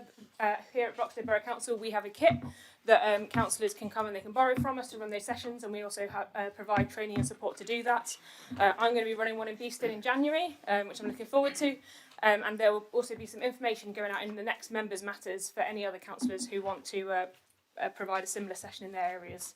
And like I say, if anyone's got any questions about that, feel free to come and talk to me or to talk to the team. They're always very helpful. There's lots of other things in there, in particular about White Ribbon, where we've done a lot of work on that this year. And I also want to draw attention to the fact that, you know, we have the flag raising in Beeston Square once again, but we also had an event in Stapleford this year. And we've also had events sort of across the wider borough as well, which I think is really good and really positive to make sure that you know, it's not just focused in one place, it is being spread out across the borough. Again, if there are more suggestions for things that people want to do next year, please do feel free to come forward and suggest those. I'm going to leave it there. Like I say, there's a lot in the report. I'm happy to take any questions. Thank you, Councillor Bunn. I can see a couple of hands. I'll start with Councillor Couch, then Councillor Winfield, then Councillor Campion. Yeah. On page 55, you reference hotspots of antisocial behaviour, etc. Could you please accept that there are in fact other areas in the borough, apart from Eastwood and Beeston, that experience antisocial behaviour? For example, in Nuttall, we have a spate of graffiti sprayed on street furniture and also on business premises.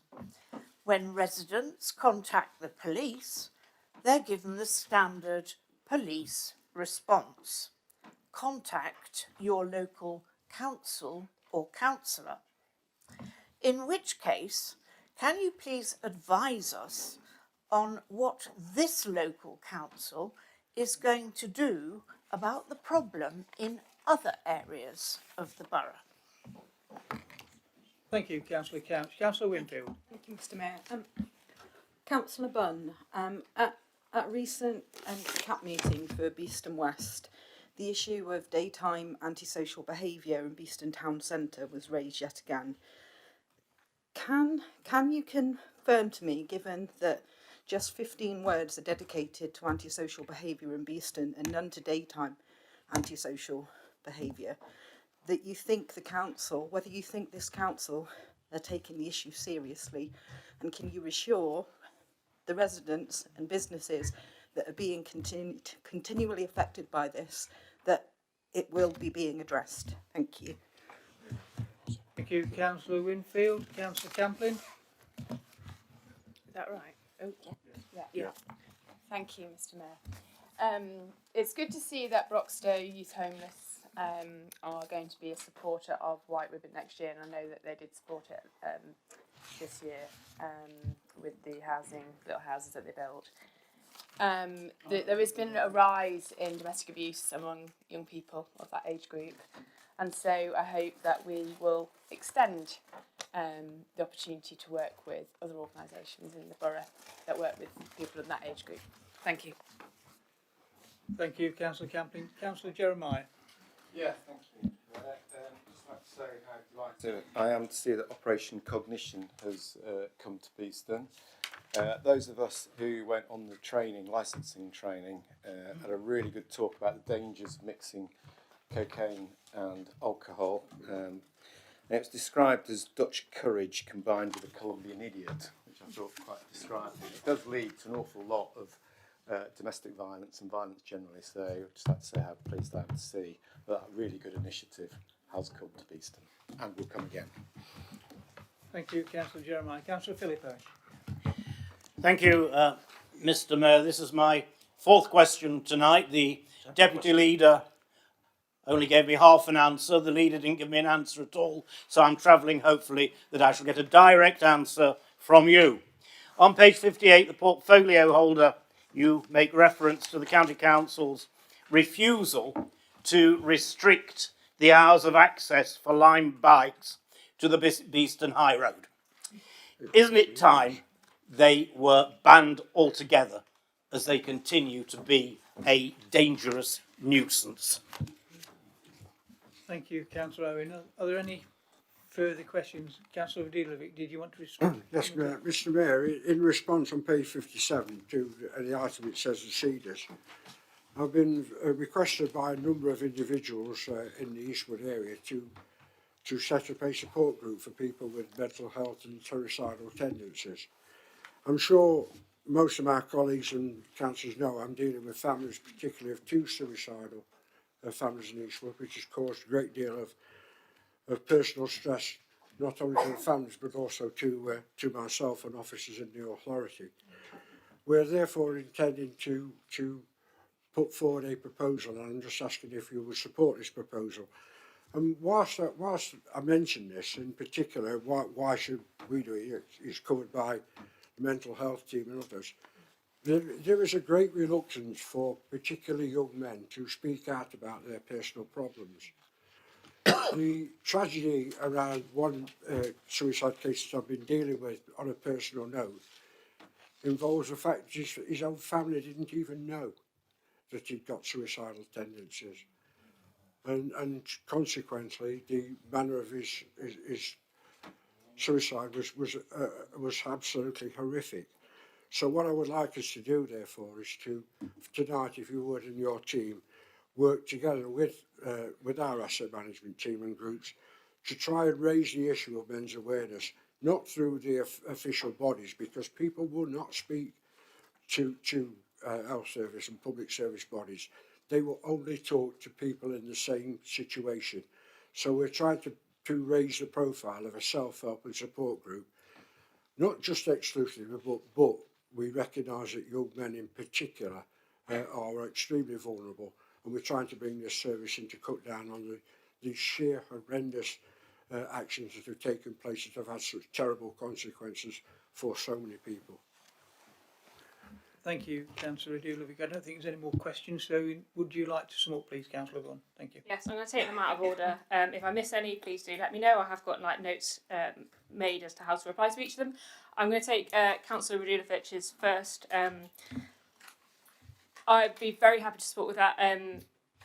Mental health and suicidal awareness is something very close to my heart. I don't want it to be perfect, but I lost a very close family member to that, and I've had several instances with very close friends of mine, so I'd be very supportive of anything around that, but I don't wish to talk about any further in this instance, but I'm happy to talk to you about it outside of the meeting. Moving on to Operation Cognition, thank you, Councillor Jeremiah, for bringing up that point. I think it is a really valuable one that shows how some of the work that the community safety team affects multiple areas. So they were, the work that they're doing on this is part of the way in which we're addressing domestic abuse across the borough, and also it ties in, like you say, with the learning and the education that they also share with councillors to make sure that we can address this in a multifaceted way. Next, on this about hotspot patrols. So, Councillor Couch, the way that hotspot patrols work is this is dedicated funding from the Police Crime Commissioner. It is based on crime statistics, and they basically we managed to argue that we could get funding for these two areas because of the amount of antisocial behaviour that had been reported in those areas, and that is based on the police figures. That doesn't mean, of course, that we don't think that other areas aren't affected by ASB. I'll come on to that more generally in a minute, but these are the two that got that dedicated funding, which is why there's the report on it, because we've just had the figures back on those areas. In fact, what we do as a council actually is that the additional funding that we've managed to win for those areas, we then use it to sort of reallocate some of the resources that we would have had to spend on those areas elsewhere. So although we're not using hotspot funding for that because we can't, and we are very restricted in how we can use that, unfortunately, which is something that we have pointed out, that we would like to be able to use it a bit more flexibly than we can, but it does free up other resources elsewhere, which we do use more widely. Addressing in particular that issue about graffiti, yes, I'm aware of the instances. What has happened, as far as I'm aware, is that when they're reported, we go and remove it, and we also look into what's happening there. I mean, ASB is something that is divided responsibilities between the county, where it's sort of lower level, and the police. So I would, please do continue to report it, and please do report it to the council as well. I know it can get a little bit confusing as to which aspect of ASB is a police matter and which is the sort of community team at the council, but we also work extremely closely across each other. That's one of the reasons in which at certain times of the week they share an office, so that they can make sure that they are sharing information, and when a dual approach is needed, that they can do that. So they often work quite closely together to make sure that there aren't opportunities being missed. as I say, you know, if you want a more detailed like discussion around that after the meeting, please do feel free to drop me an email or a chat, and I'm happy to talk to you about it further, and also some of the more some of the further work that we're doing around those issues. I'll come on to Councillor Winfield next, as she also asked about ASB. Yeah, ASB is a very pressing issue in Beeston. As a fellow Beeston councillor, I'm very aware of it. Have a lot of conversations with you know, businesses in the area about those statistics. It's also something that I raised again this Monday when I was at the Police Crime Commissioner panel. The three main issues that I talked about was e-bikes and e-scooters, antisocial behaviour, and as a related issue, sort of the lack of neighbourhood policing and visible police presence, particularly on our high streets, as these two things often go together. I'm fully aware of residents' concerns on them. It's something that I've had a lot of discussions about. It's something that I talk about with both our officers at the council and also you know, our local police force, and like I say, that area-wide level as well, and we're trying to address it from all angles. I'm fully aware of the you know, the repeated issues. Unfortunately, it is a problem that we have, is that you know, our council funding is being reduced, and at the same time we have an increasing amount of issues because of the cost of living crisis that does, and increasing poverty does, you know, statistically lead to an increase in crime, unfortunately. But like I say, it's not something we take lightly. It's, you know, the fact that there's only a few sentences in here is because of the wide amount of issues that are being addressed by the team. It doesn't mean that we take it lightly at all, and I wouldn't want you to think that, or any of your residents. If you do want me to address it again outside of the meeting, or if you want one of our communities teams to come along to a meeting as well, or if you manage to organise a meeting that the police can attend, I'm sure they can give you a direct update on that as well. The next issue was from Councillor Camplin, talking about domestic abuse and involving more organisations. Absolutely. In fact, there's going to be an announcement this week, and I don't want to talk about it too much here because, as far as I'm aware, the press release hasn't gone out yet, and I don't want to get in trouble. But we are going to be making an announcement soon about a resource that we are signing up to as a council, which is exactly to enable us to provide more help to local organisations, local businesses, to make sure that we are addressing domestic abuse. You're correct, unfortunately there is an increase in domestic abuse nationwide at the moment. Again, a lot of the studies show that that's partly due to the you know, difficult living conditions for a lot of people. But I'm really proud of the fact that in Broxtowe we have a really good track record in terms of our work that we do around that and the importance with which it's taken within our team. It was quite nice. So again, I was at a local meeting and the Deputy Police Crime Commissioner stood up and was like, "Oh, really proud that Nottinghamshire Police is now white ribbon accredited, and we recommend that everyone else do the same." And I was like, "Well, in Broxtowe, we're in at least our 4th year of the accreditation, so we can tell you a bit about what we've been doing if that's helpful." Which was an excellent position to be in. I think, have I missed anyone? I don't think so. Oh yes, I have. Last but not least, Councillor Owen. So the note in there actually doesn't. It's a reduction in the time bikes to use Beeston High Road, not Lime bikes. It's referring to all bikes. I'm afraid I can't agree with you that Lime bikes are entirely a negative thing. For a lot of people, they're really important. I've spoken before about my parents use assisted e-bikes so that legally cut out at 0.5 miles per hour when they get to that speed. And they do, apparently, I think. I'm definitely going to say that in public, because otherwise I get in trouble the next time I see them at Christmas. I think what's really important, though, is, you know, that's what this is talking about here, is making sure that Lime bikes aren't being hacked and used illegally, which was what was happening, which was like, adding to that problem. So they were basically being stolen, broken into effectively and adjusted so they could go much faster and be misused. There is also a lot of work that we've been doing around making sure that Lime bikes aren't being left in the wrong places. So next time you hire one, Councillor Owen, you might realise that when you return it, you have to take a picture of where you've left it to make sure that you're not just dumping it on a path, which we do know was happening. I'd love to see that. So Lydia, if you can grab one, that would be great.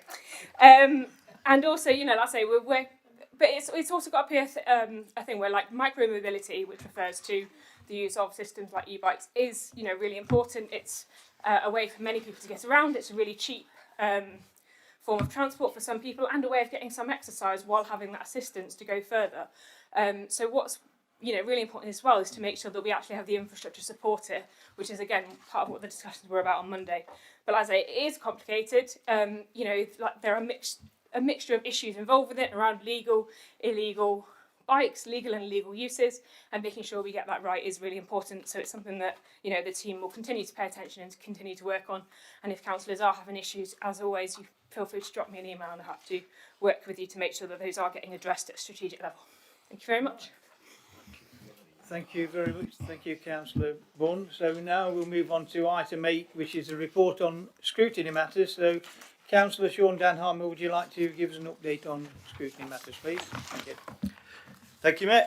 I promise mine will be a lot shorter than the last one. So we had our 6 monthly markets review. Seems to be going quite well. The questions that were asked of them was for some footfall data to see if the footfall is increasing because of the market, and the possibility of moving the Monday market, which seems to be the worst of the two, to a different day. Wednesday seems to be quite well populated, Monday not. So they're looking at moving it elsewhere. Our main time of scrutiny has been on the cemeteries report, but we were unable to bring that to Cabinet because we haven't, as of yet, completed the quality impact assessment. So once that's been carried out, hopefully then we'll be able to bring it back to Cabinet. January is budget scrutiny, so that's going to be, we're going to be busy with that, and we have got that over 2 days back to back. That's going to be quite a big one. And we've had several topics for future scrutiny, now including business rates. So thank you very much for that. Thank you, Councillor Danhammer, for that update. So we'll now move on to item 9, which is the Youth Mayor's report on Broxtowe youth voice issues. So our Youth Mayor, Toby Goldsmith, will tell us about Broxtowe Youth Voice. Please come to the microphone, Toby. You can, come up here. I'll give them a sec. No, it's all right, come here. Yeah. You sit down. Okay, you can all stand behind Toby. Thank you. There you go. There you go, Toby. Hello everybody, I hope you're all well. I've been really enjoying my time as Youth Mayor. Last time seeing you, so in October I attended the launch of the Poppy Appeal. It was a very great turnout, and later that week I went to Chesterfield with my mum. She was a bit stressed, and we went on the train for the Inclusive Growth Committee, as I'm a part of the Youth Committee. And in November I attended the Remembrance Sunday Parade. I was quite scared on that one. There was a lot of people. And I felt honoured to be a part of the service. We must never take peace for granted. I was also videoed as part of a campaign for 16 days of activism around the White Ribbon campaign. This was with the Office of Police Crime Commissioner.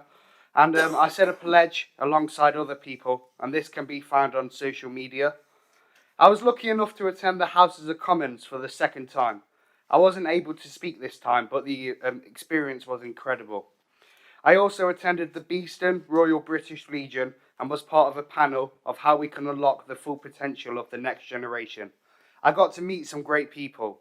Lastly, and most recently, I attended the Stapleford Christmas Light Switch On. I was pleased I was on the nice list. I wish you all a very Merry Christmas, and I'll see you in the next year. Thank you.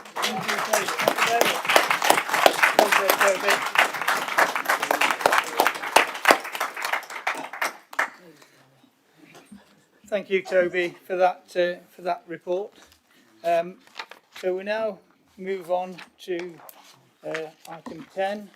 The first one is item 10.1, the annual constitution review from the Governance Audit and Standards Committee. Now, as the Chair and the Vice Chair of the Governance Audit and Standards Committee have both given apologies, and I was on that task and finish group and the committee that considered this item, I would like to propose the report with a slight amendment agreed at the committee that portfolio holders need only introduce their reports if reporting on new updates or changes that had arisen since their reports had been published. Speeches would be limited to 2 minutes. This recommendation would allow more time to be spent on portfolio holders providing answers to members' questions. So, do we have a seconder? I'm sorry, 2 minutes for, that's all we can speak on. No, no, no. It's the portfolio holders will be limited. Yeah. Okay. I'll second that. Okay. Thank you. Seconded by Councillor Jeremiah. Any comments or questions? So, Councillor Owen, Councillor Philip Owen. Yeah, thank you, Mr. Mayor. I too sat on this working group, and from what I understand you're saying is that you want to withdraw or remove that requirement for portfolio holders when presenting their reports to only speak for 2 minutes unless they are introducing new material. The working group considered that very carefully, as you know, that suggestion. And I think tonight has demonstrated the veracity of that particular decision. The papers are circulated, or at least they should be circulated. They are online, but paper copies often don't get out to members very much before meetings. In fact, Councillor Brown hasn't received his paper copies at all, which is unacceptable. But we have to, or we should work on the basis that members do read those reports. So I don't find it particularly helpful that portfolio holders, cabinet members, read through great sections of their reports during this meeting. However, I'm in a minority, of course, so no doubt you will carry that amendment. But that was the reasoning behind it, and I think tonight has been the classic example of why that was suggested. Thank you, Councillor Owen. Any further? I also need some. Sorry, Mr. Mayor. I need some clarity as well. So, are we proposing to remove the paragraph on page 66 above appointments to committees? Is that what the amendment is saying to do? Yeah, if you'd like to. If I can assist through you, Mayor. The clarification was that at the task and finish group, it was decided that there'd be a limit of 2 minutes for portfolio holders to speak, with a caveat that the only reason to speak to their reports is if there was something new added after the report had been published, or something that had changed that they'd included within the report. That had been missed off the change table, and Governance, Audit and Standards Committee, on recommending it, the report, asked for that clarification to be put back in to the change table. So it's the caveat that's being proposed as the amendment. So nothing's changed from what the task and finish group agreed. It just didn't make the change table that is being considered by council today for approval. So the amendment is to Appendix 3, not to the other part of not the other part of the report. No, so it's to add within the appendix that's being approved those caveats. Okay. And the leadership tell us what they want, and then we get on. Any further comments? Am I allowed to speak? Sorry. Yeah. Go on. Yeah, I think in light of all the confusion, it would probably make sense, in my view, to send this back to the working group and the committee for discussion again. Mainly because of the confusion. I think there's also different parts that we may or may not agree with. And my understanding is for the report is that it has immediate effect, right? It's not like we'd be having to wait for the next AGM or a standing orders change. So I don't think 1 or 2 months would make that much difference if we were to push it to the February or March meeting. No, it would be immediate. It would be immediate because it'd be resolved today. Yeah. Proposal. That's a formal proposal. Yeah. I'll second that. Councillor Bunn, you wish to speak as well? Can we just clarify if it's sending it back to the working group or sending it back to Governance, Audit and Standard Committee? Yeah, can we clarify, do you wish to propose that goes back to the working group or to the Government Audit and Standards Group? And it's entirely back to the working group, whichever's the quickest way to do it. It would need to go back to, if I can assist. Or the best way to do it.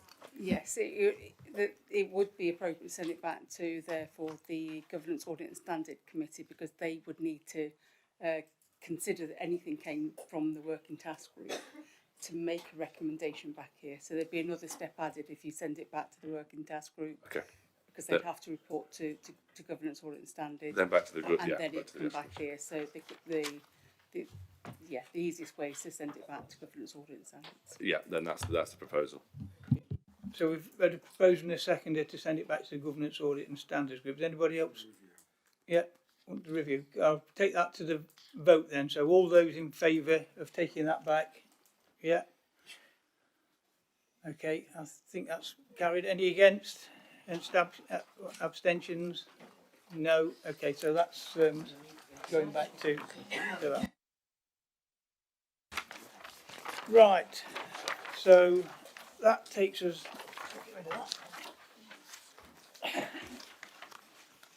That takes us on to item 10.2, the local council tax support scheme. Councillor Radulovic, would you like to propose it?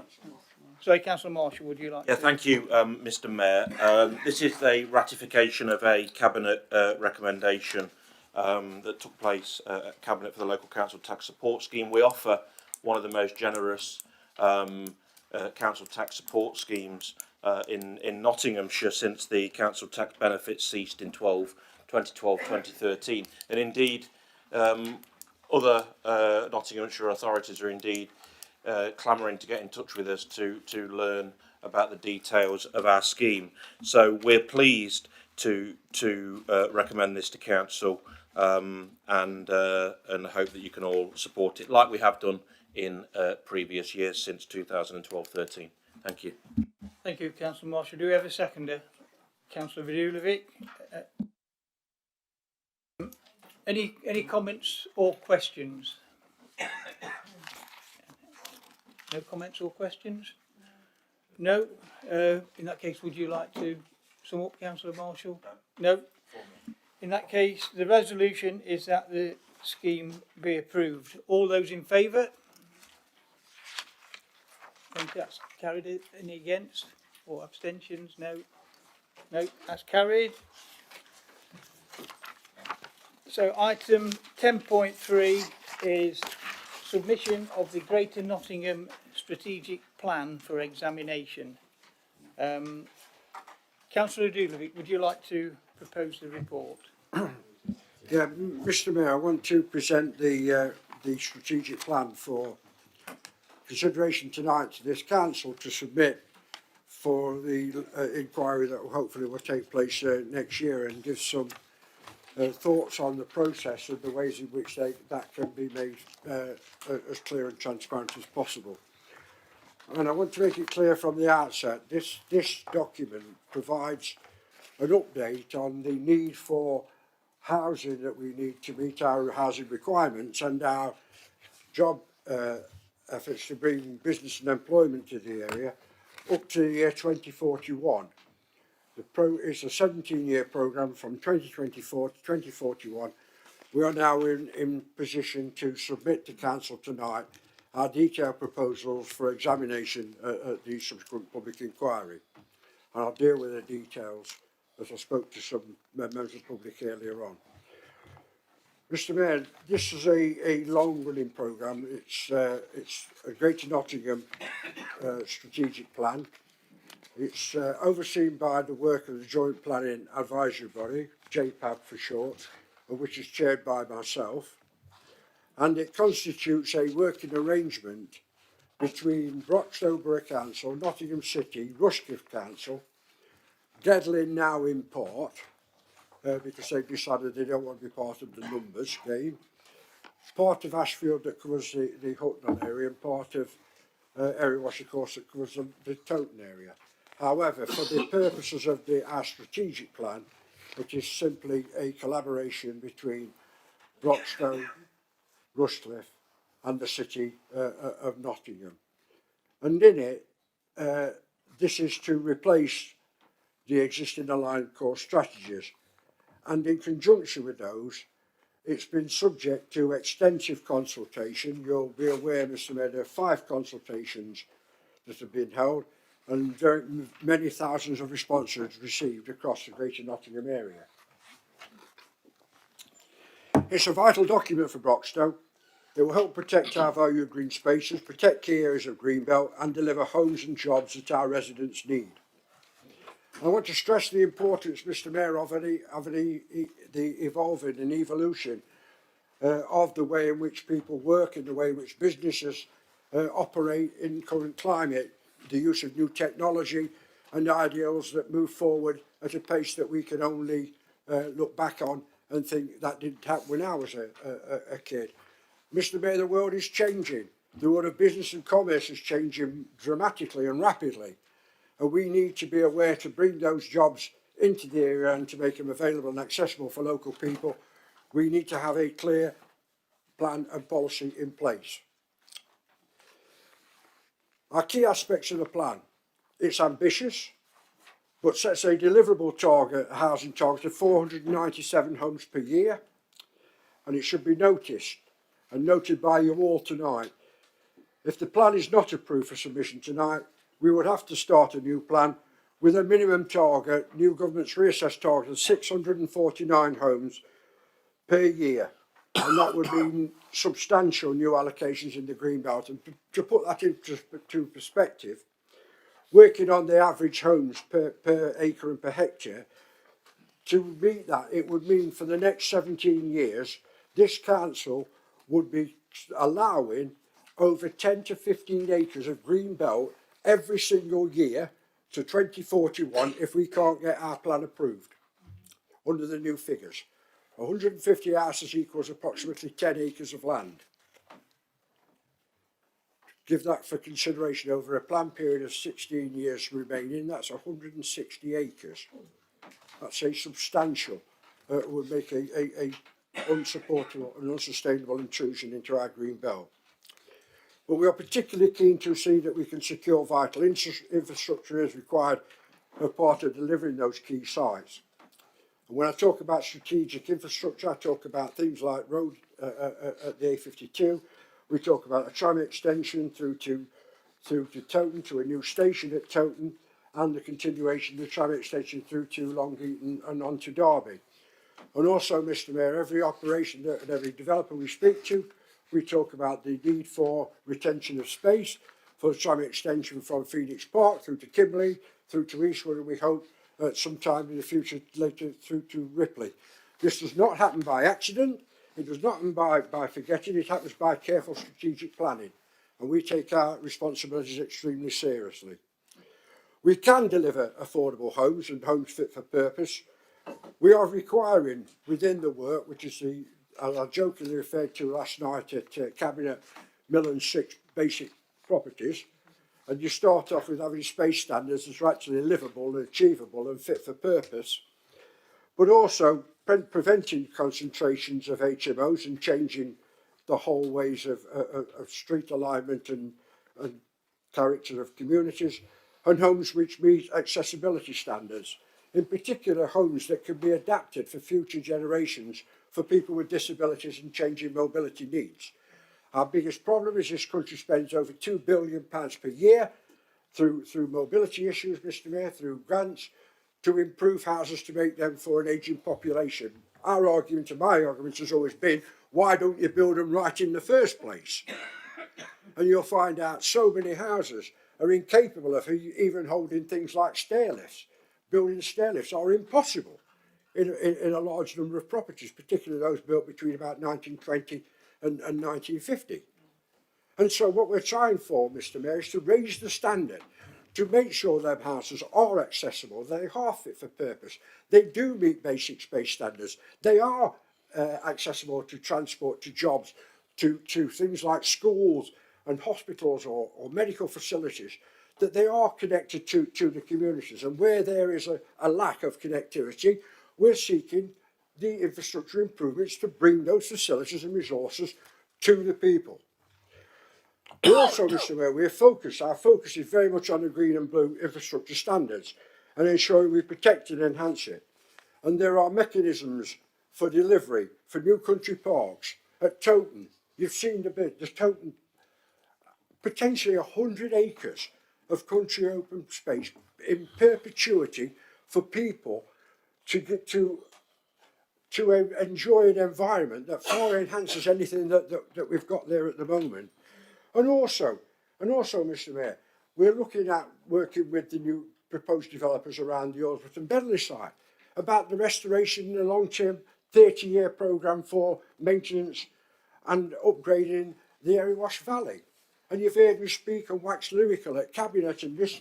The River Erywash 50 years ago was the single most polluted river in England. That's a fact. What we're trying to do through this, Mr. Mayor, is actually to enhance the opportunity for biodiversity, enhance the quality and culture of our environment, and to give accessibility to local people to enjoy these facilities where currently none exist. But also, Mr. Mayor, in last night's Cabinet, you also heard me wax lyrical about the opportunity to develop the country park, what I call the D.H. Lawrence Country Park. And that would stretch basically all the land between Colliers Wood and Brinsley Headstocks as part of our culture and our heritage, the creation of a new country park.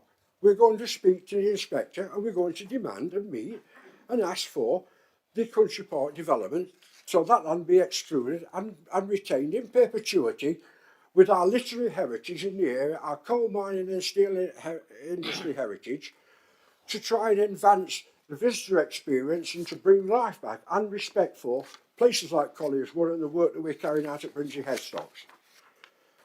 We're also providing local jobs for local community, particularly part of the allocation at the formerly called Bentley Coal Disposal Plant. And I know, and I recognise it does include part of the Green Belt. And therefore, we've made specific requirements to ensure that the green infrastructure area is enhanced along the entirety of the Erywash Valley. A country park that's developed, and there are clear long-term boundaries to protect the remaining green belt in this location, and to ensure that jobs are accessible to local people. The development, we've insisted, and I've done this personally with the chief executive at this, insisted that development, if it is to go forward, that should be connected to the communities of Eastwood, Orsworth, Cockmanay, to local people to access jobs and employment. I'm passionate about the need to create jobs for future generations. We need to, not only we need to build more houses, and houses that are actually affordable and at social rent, we also need to provide jobs and opportunities for future generations. And I'm prepared to stand up tonight in front of you and say, I am prepared to support the submission and a part of our Greenbelt site to protect our long-term aim and objectives in enhancing our green environment and provide jobs and opportunities for future generations. But by delivering this plan, we will provide the best safeguards for the remaining areas of Greenbelt in Broxtowe. It means that we can push back on speculative planning applications and ensure that we safeguard our valued landscapes, particularly in the north of the borough. Mr. Mayor, I want to make it clear to everybody tonight which lands I'm talking about. Lands from right the way from your side, from Nuttall, from Watnell, through Greasley, to the north of Eastwood and to Brinsley. They are the most susceptible to speculative development, and included in there, of course, is the village of Strelly and other sites. They are extremely vulnerable in this process.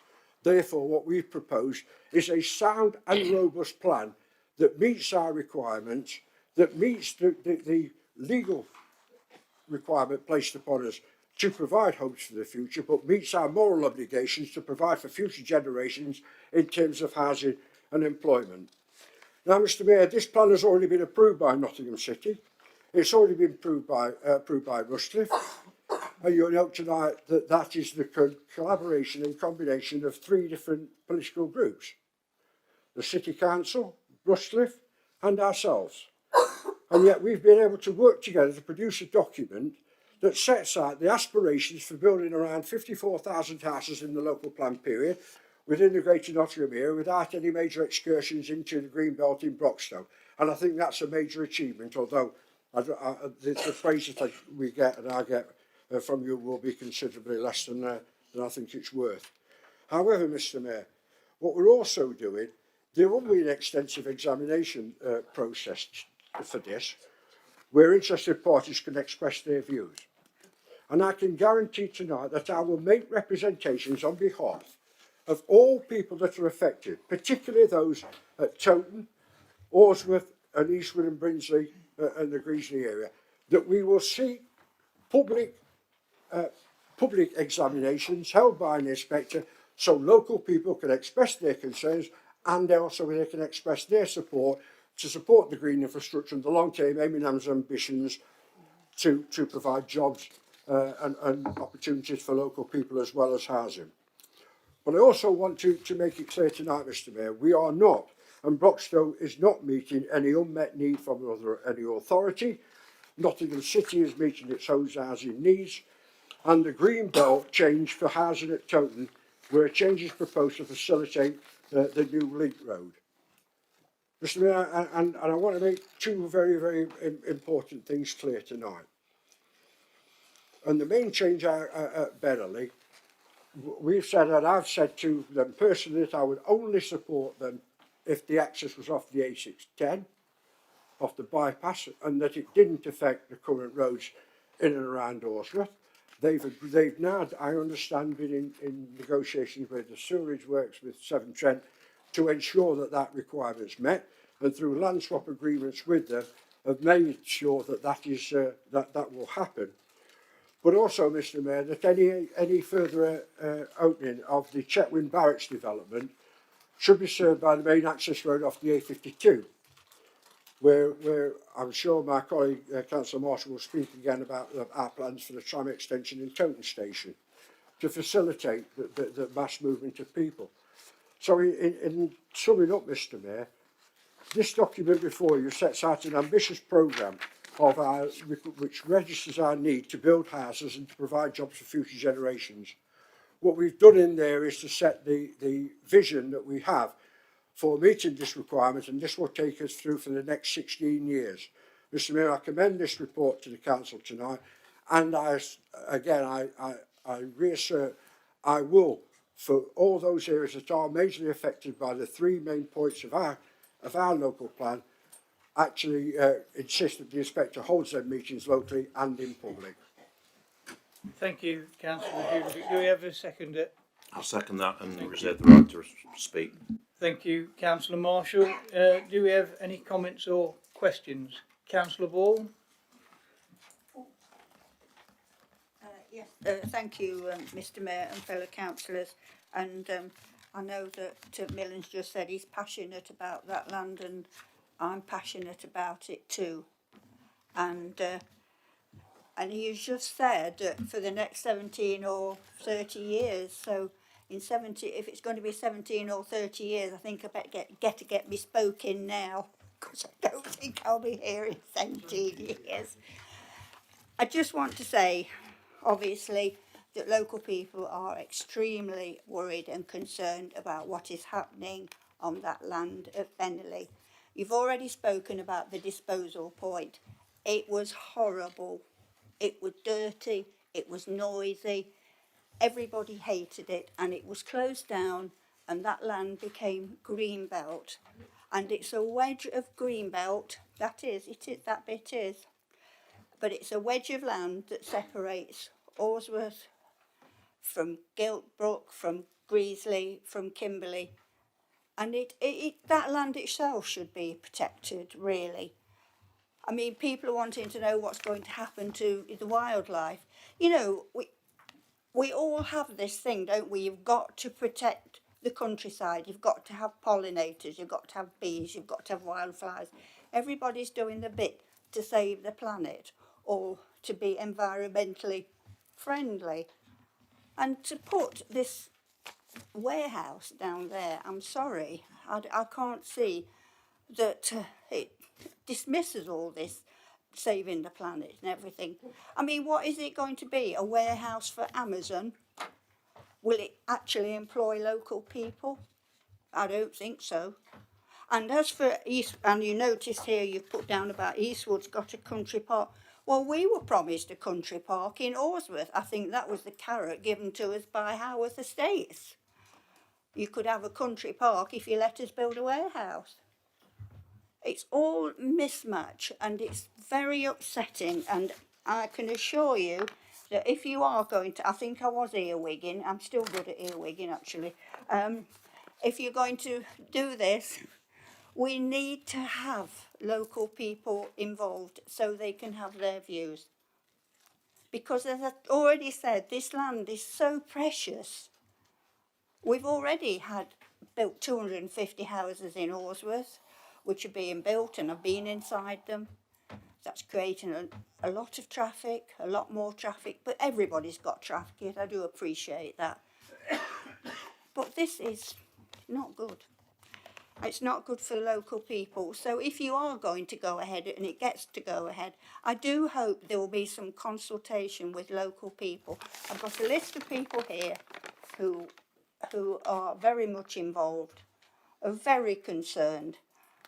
You know, it's a piece of land where you could walk through. You walk there through the footpath, and we're going to lose that. That's what it's about. Anyway, I just hope that you keep your word, please, and involve local people and save the countryside, because we've got to save the planet somehow, and I don't think this is going to be it. Okay, thank you. Thank you, Councillor Ball. Councillor Philippone. Thank you, Mr. Mayor. I can understand Councillor Ball's concern, and she's representing the interests of her residents as she must. The view of the official opposition is that we will support the submission of this strategic plan for examination, because quite frankly, to quote an almost illustrious predecessor in the party, there is no alternative. There is no alternative to submitting a plan. If we were to say, well, we don't like this, we don't like that, we're not going to engage, then as the leader has said, we would be open to any speculative development. And even if we at the planning committee turned it down, it would be overturned on appeal. I understand that these reports, these plans, often set communities against each other because somebody seems to be suffering and somebody seems not to be suffering. It is the very nature of the beast, unfortunately. But as I said right at the very beginning, there is no alternative to submitting such a plan. And I hear people say, and they say to me, look, we've got loads of empty warehouse space down the road. Why do you want to build some more? We've got loads of empty houses around the borough. Why do you need to build some more? And the reason is that we are required to, by government. The plans that are put out, we have to meet. We have no alternative but to meet those specific targets. So if you remove one piece of land from proposed development, you've got to find another piece somewhere else. And so it's a case of trying to look for where least harm is going to be caused and maximum benefit will be derived. And we already see, as we always do when strategic plans are up for discussion, that we've got predatory developers there, not even in the background, but coming to the forefront, trying to build, wanting to build on Greenbelt, and the leader mentioned the Greenbelt in Nuttall. Already residents in Nuttall are concerned and worried because a developer has circulated a number of them to say, I want to build massive warehouses on this particular piece of green belt. And I'm pleased to see that that green belt is going to remain, if the strategic plan is approved, is going to remain as green belt. The residents of Strelley Village, which Councillor Couch and myself represent as well, have been troubled over a number of several years now, because a speculative developer wanted to put hundreds of houses on green belt adjacent to the conservation village. But that land is going to remain as green belt according to this strategic plan. But if we don't submit that plan, if we don't submit it, then those developers will be able to go forward and to develop that land. I hope the message goes out tonight to all of these predatory developers lurking, ready to pounce, that they should do one now and clear off somewhere else. That should be the message that goes out to them tonight. Do one, clear off somewhere else. I like the idea of country parks. In fact, many, many years ago, more years ago than I care to remember now, I did suggest to this council that when the Temple Lake estate came up for sale, that this council should purchase it and convert it into a country park. They weren't successful at the bidding, they didn't offer enough money, and that fell through. I'm sure over the years there are many officers and indeed members of this council that wished that that had gone through and that country park had been developed. But the idea of the country park is good, and we have areas of land around Nuttall, Watnall, Kimberley that would be very, very suitable for development as country parks, and I hope those ideas can be further developed as part of the strategic plan. But one final point that I would make as far as my comments tonight are concerned, you mentioned HMOs. I think we do need clear policies on HMOs. HMOs are a blight in many areas of Broxtowe. They are becoming a blight in Nuttall. I've had a complaint of one, what should be a family house, 4-bedroom family house, being used by 12 temporary workers, causing all sorts of problems. These are issues that this new plan needs to be able to control, so that houses that are built as family houses are used for that purpose and not simply to make profit for unscrupulous landlords. So we will give full backing to this plan. There will be parts of it that we have concerns about, and Councillor Mrs. Ball has expressed those concerns. But I'm sure together, talking them through, we can perhaps overcome most of those objections, and the plan is really for the greater good of the residents of Broxtowe and indeed the whole area. And that's what it should be about, for the benefit of residents and future residents and employers, and not for speculative developers. So we will back the plan tonight. Thank you, Councillor Owen. Councillor Kingdon. Mayor, officers, I think there's a drafting error on the minutes here. Under item 10.3, it says Cabinet is asked to recommend to Council. Can we please clarify what the actual action is here? I don't know if I've got an early draft or something, but the minutes I have in front of me that were sent out to me say 10.3, Cabinet is asked to recommend to Council. So is that, could you clarify what we're supposed to be doing with this item, please? Thank you. Councillor Radovic. Mr Mayor, there is a slight error. The meeting last night, Cabinet, where this item was discussed, voted unanimously to recommend to Council. This is now the recommendation to Council, and this will constitute then the local plan delivery if accepted tonight. Yeah, so it's just a wording edit. It's just a wording. This is the recommendation to Council, not to Cabinet. It's not my fault, yeah. believe it or not, this time. Yeah. It was drafted last week before last night's meeting. Councillor Watts. Thank you, Mr Mayor. It's clear that this is going to be passed, but there are a number of concerns I would like to flag up. Firstly, I was told many, many years ago, if you want to make sure something avoids serious scrutiny, put it on the end of a long agenda. This is such an important document, we should have had a separate meeting to discuss it, not start discussing it at 9 p.m. at night when we've already been here 2 years. 2 years, sorry. It just feels like that when we've already been here 2 hours. And so, Mr. Mayor, I hope for future discussions, much better thought can be given as to that. I do have concerns on 2 of the strategic sites, which I will flag up now. The first is the Toton site. We currently have a predatory planning application for 850 homes in the Greenbelt alongside this.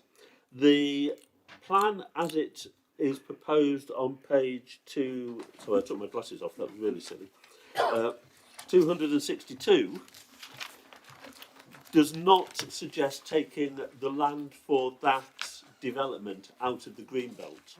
So can I ask, are local residents therefore able to be reassured that whatever may have been said to the media at various times in the past, the council will vigorously oppose any such application there for predatory development?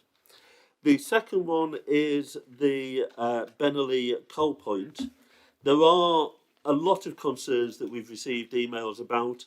In particular, what I've not been able to find, and would be grateful if I could be directed to the relevant documents for this in due course, is the really strong business case for a rail freight terminal there, the purpose of that, the demand for it, to reassure us that this is not just, to use somebody else's words earlier on in the meeting, a vanity project. I would like reassurance about that. I'm sure the local residents will want an awful lot of reassurance as well. I do take their concerns very seriously. I've been the person in the past trying to steer through a local plan. I know the difficulties involved. I know the pressures that we face. But the way to deal with that is to make sure there is a really watertight and robust case. And at the moment, I'm struggling in these places to find the evidence for it. And the final comment I have is Policy 24. It's not one in the council area, it's in the city. Strategic allocation at a former Stanton tip. Didn't anybody tell them about our experience of trying to build on a tip? If they did, I just assumed this was another case of the City Council not listening. Thank you very much. Thank you, Councillor Watts. Councillor Bunn. Thank you, Mayor. Yeah, as you can see, it's a complex document that's before us. It's a difficult one. There are always difficult decisions to be made, and I think those have been elaborated on quite well by some of the councillors that have spoken before me. We've heard a bit about, why we need to pass this document and the importance of doing so tonight, and the fact that if we don't do so, it could open us up to predatory applications. But I also want to talk a little bit about what this document does to ensure that applications that do come forward are, vastly improved on what we're seeing at the moment.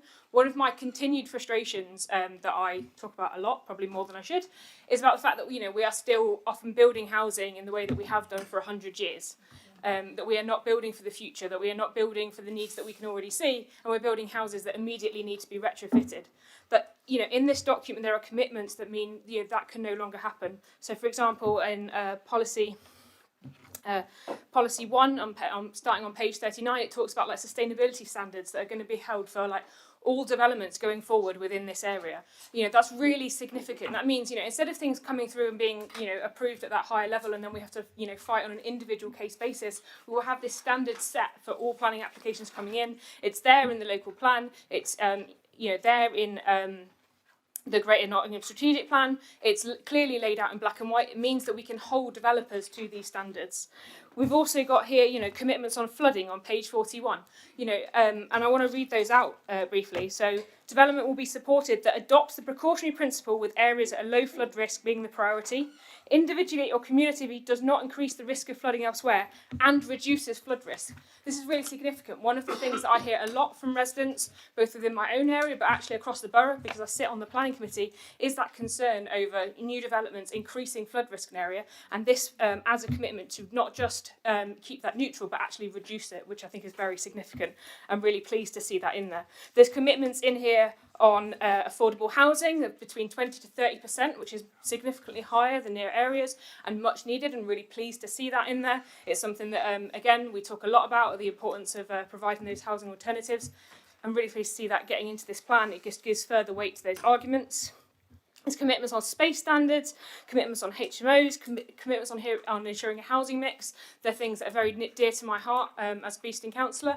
You know, we talked earlier about the fact that Nuttall will be paving the way for us on the food waste programme, and I think Beeston has been doing the same in terms of how you deal with HMOs. It's been a problem in our area for a long time. We've had the Article 4 in place. We've learned where that works, where perhaps the limitations of that are. I'm really pleased that one of the other updates that we got on Cabinet last night was around that work that's being done on HMOs and Article 4 to make sure that we are addressing that robustly. There's some stuff in here that's not the full answer. We'll also be bringing forward further policies around that going forward, to focus on that. But like I say, I just want to make sure that we are also acknowledging that the support that having this plan in place will give to many of the commitments that we want to see from developers. It's not just a case of we have to have something in place. It's the fact that this will strengthen a lot of the things that we are repeatedly asking for. It will make sure that we have that plan in place that allows us to enforce them. And it also does it in a way that's, by doing it as a group document, it's a commitment by us, it's a commitment by Nottingham City Council, and it's a commitment by Rushcliffe. So developers can't get around it by just shifting it across the border, because we've worked together to make sure these commitments are in place. So I'm really pleased to see that. I will be supporting this tonight. And I look forward to being able to say on planning committee going forward that this has to happen because it's in our strategic plan. Thank you. Thank you, Councillor Bunn. Does anybody else wish to speak? No. Okay. In that case, Councillor Zilovic, would you like to sum up, please? Yeah, thank you, Mr. Mayor, and thank all those people that spoke tonight so quite passionately about the I understand. Councillor Lydia Ball, your concerns over Bentley. For many years, of course, as you know, I chaired the opposition group to Opencastle on Shiloh North and Shiloh South. And, in the 90s, I started that in the early 90s, 30 years ago. And I've always been resistant to unsupported and unsubstantiated, particularly mineral extraction that rips the heart out of all communities. But you're right, Bentley Coal Disposal Plant and the wash plant was an absolute eyesore and menace for many generations. And consequently, since its removal, that site has been sold on several occasions now to various developers and now being put forward as part of a wide-ranging proposal. What we've done, therefore, is to take a long-term view. Myself and our officers are working in conjunction with our partners on JPAB and across the area, is to ensure that a number of safeguards and environmental uplifts take place to consolidate future generations' access to the countryside. And I'll reiterate them for the purpose of tonight for those of you who appear to have missed them. And before anybody talks to me about all the wildlife in and around the river area, well, let me tell you, for 30 years you couldn't catch a fish in there because there wasn't any. It was so heavily polluted. And if you look at the Weir area, particularly at the bottom where Shipley Boat is, if you look at that piece of land and see the lather and the detritus that gathered there for many, many years, that was the biggest eyesore and one of the reasons I got into politics, to try and defend local communities against the impact of industry and the lack of opportunities for local people to access housing and employment, but particularly the environment. But in saying all this, Mr. Mayor, there needs to be recognition that that area requires long-term sustainability, viability, and it needs input. And it needs input, financial input from various groups and organisations. And what we've done, therefore, is to look very carefully at the proposals to ensure the entirety of the area Wash Valley, right the way from Ashfield, from the Salton floods, right the way down to the where the Erywash joins the River Trent just south of Attenborough, to look at ways in which we can improve the quality of water that goes into there, the biodiversity across the Erywash Valley, and to ensure that it no longer remains an eyesore. And for those people who think it's the most beautiful countryside in the world, it probably is to us. As I say, as a person that walked across Bedley Bridge on many occasions when trains were still running across there, bringing jobs and supplies and industry, to walking across the 40 bridges when you could see 100 foot below you because of the holes in the road. It was a rite of passage when I was 13 and 14 to walk the 40 bridges. That was your rite of passage. And so I remember the area well. And I also remember the pollution and the stench from the river. And I also remember with great fondness, Mr. Mayor, when places like that employed thousands of people at Billy Hall's Pit or Digby Colliery, or whatever you want to call it. How many people worked there? How many people were employed there? And when we look across the Erywash Valley, places like Vic Allams, they employed thousands of people adjacent to the Erywash Valley, all gone.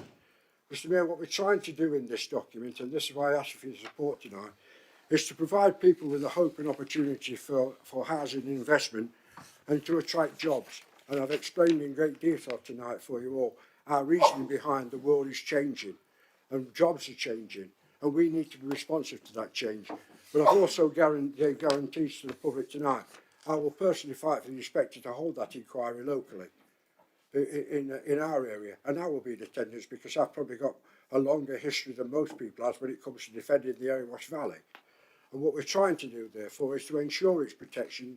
We raise the standard, particularly the environmental standard, and what has become an incessant jumping ground for so many years, for so many businesses. And I even remember Manor Brickworks down there, for instance, as well as Burnham's and Vic Allams, and the trains, the last train that moved from there in 1962, I think it was, 63, from Vic Allams right across Bentley Viaduct, taking goods and services out, and also the thousands upon thousands of jobs that we've lost in the Eastwood area because of it. So, Mr. Mayor, I give you that guarantee tonight. I will be questioning at all times. If we are to work with the developers, then it's just to be to ensure that those environmental standards are met and the jobs are there for future generations.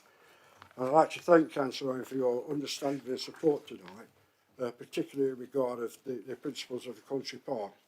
Somebody says to build one country park is a fantastic achievement. To build two, we don't quite believe. Well, we're going much further than that. We're looking at establishing the 3 major country parks in the next few years, which will help produce an environmental, bring our environmental standards up to the highest in the country, bring carbon neutrality down to carbon negative, which I hope now by 2027, and provide future generations the opportunity to access open space and countryside, many of which have been denied because of private ownership. People say to me, oh, the land, the open land. No, it's not only, it's fence. Go and try and walk it. There's a fence around it. And so just before anybody starts ranting on about the open countryside, it's only open if you own it. For the vast majority of us, it's not. But Mr. Mayor, the principle of HMOs, I'm concerned about the HMOs and the unrestricted growth of HMOs, particularly those under the threshold that do not meet the planning regulations, can just simply be dealt with by building control. We have consulted widely across the local authority areas. We're working with all our partners in the South Nottinghamshire area to try and produce a strategy and policy, and that will go to policy overview working group in January, which I hope your members will attend, and then it will come back in February to Cabinet. We hope to invoke a decision and call on the Secretary of State. Mr. Mayor, the Councillor Watts, I understand what you're saying about this, but the issue last night was debated at length at Cabinet. Only Councillor Owen was in attendance last night as a member. Everyone was invited to attend the Cabinet, and I give them the right to speak but not to vote. So they've had the opportunity last night and tonight to state their views, and I understand your reluctance and reticence, particularly when it comes to things like your area in Towton. But Towton is a growth area, it's a strategic area of growth. Well, Bradford, you know, but it is an issue, it's a strategic area for growth. This is going to happen whether you like it or we like it or not. We are almost irrelevant in this decision.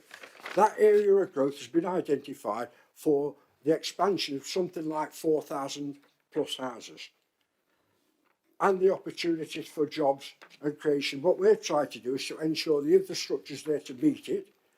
The tram extension I talked about from Toton Park to Toton Station, the development of the Toton Station, which will give far greater access to the countryside, particularly in Derbyshire, the Peak District, by train. So we are trying. And also, Mr Mayor, insisted from day one, as my colleagues will say, will verify, that that site must include the generation of a huge country park, around 100 acres of land, including right up to Bolt Lane at Stapleford. The idea is eventually to bring a green link from Stapleford, almost from Bolt Lane entrance, right the way down through to Chilwell, Toton, Attenborough, to open up the countryside and the opportunities for recreation, for sport, for leisure, for local people. That's not just a pipe dream, it's an aspiration of ours. It's something that we passionately believe in. We will build the houses, or they will build the houses. We will allow them to build the houses that meet our requirement to do that, but also insist upon that there is a Section 106, although I want to move to SIL legislation, to bring infrastructure and investment to our area, to decarbonise, to build better quality, better living standards. Mr Mayor, it's the things that we care about, and you talked about the rail freight at Bennerley. The rail freight at Bennerley is an option that's not going to happen with it unless the government starts to put its hand seriously in its pocket. And I raised this issue last week with the Mayor's consultation, particularly the electrification of the Midlands Main Line and the potential for opening up the Main Marion Line as well to serve local communities and future generations. Because that's where the investment should go, not in London Railways, but we believe in an area that deserves that sort of level of investment. And the Green Belt Review, I state quite clearly in the response that I've said tonight, Chair, the only breach and incursion in Green Belt will be to substantiate the housing at Toton, where it's proposed to facilitate the new link road and link through to Chetwynd to protect existing roads and existing infrastructure. And things that like Councillor Bunn mentioned, Mr Mayor, about affordable housing, flood risk and quality development, we have tried to address those through the report. And I'll reiterate again, it's basically, we all laugh about it, it's called the 6 million principles. You know, this is what I say to developer, I lay them down to a developer. If you want to build in Broxtowe, before you submit it to our planning committee, this is what you must comply with. Because otherwise, I won't even accept you through my door. So it has to become with a sensible solution about affordable housing, about mitigating the risk of floods, about the quality of development, and about access and open countryside. But it's also about building houses for tomorrow today, for tomorrow's future generations. This plan sets out a vision for how we will give people opportunity for housing, opportunity for employment, bring investment to our area, and protect and enhance our environment that we all live in for the betterment of future generations. Mr Mayor, I commend this report to you and call on, I want to call for a recorded vote tonight as well. Thank you. We've had a call for a recorded vote, so can I have a show of hands in favour of a recorded vote? We need at least 5. I'll second it. Oh, sorry, second it. Yeah, thank you. And then, yeah. Yeah, okay. We've got more than 5, haven't we? So, okay then. Thank you. So the recommendations are listed in the agenda under 10.3, items 1 to 5. So we're going to call for those in favour. Sorry, we're going to call for a recorded vote. And shall I commence, Mayor? Shall I start? Yes, yes. Councillor Bales. Councillor Ball. Against. Councillor Brown. For. Councillor Bullock. For. Councillor Bunn. For. Councillor Camplin. For.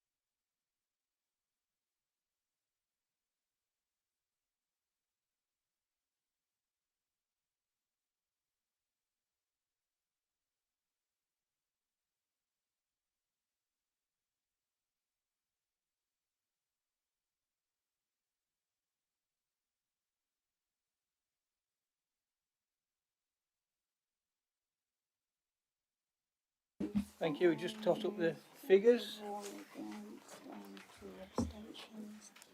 So that should be 26 to 9. I think that's right, as we've got Okay. 29 members here. No. Yeah. Okay. Thank you. So the figure that's carried. The figures are 4, 25 against 1 and 3 abstentions. Thank you.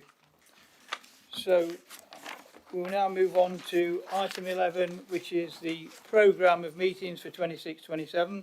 We are asked to approve the council's programme of meetings for the next council year. Councillor Radulovic, would you like to propose a report? Mayor, I propose the programme of meetings is set out in the report on pages 377 to 382. Thank you. Do you have a seconder? Second that. Thank you, Councillor Marshall. Any comments or questions? No. In that case, do you wish to submit? I presume not, Councillor Marshall. Councillor Radulovic, don't wish to No, submit, just do you? move No. straight to the vote, We'll yeah. go to the. So the resolution is that the programme be approved. Can I see a show of hands? All those in favour? Okay, that looks like it's carried. Any against or abstentions? No, looks like that's unanimous. Thank you very much. That's carried.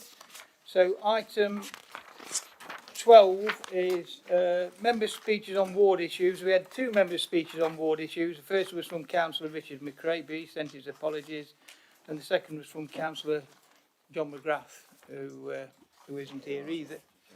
So we'll move on to item 13. Questions on outside bodies. We don't have any questions on outside bodies. Item 14 is members' questions. There's been 1 question submitted from Councillor John McGrath for Councillor Radulovic. So has that been submitted in writing? What happens there? Councillor Radulovic? Mr Mayor, as a member is not here to ask a question, I'll reply to the member personally with the permission of council. It is specifically relates to Stapleford Townsdale while talking about an alternative parking plan while work's taking place. With permission of council tonight, I'll deal with that personally myself. It's relatively straightforward. I have the portfolio for asset management. It's relatively straightforward Yeah, I for me can to see. deal with.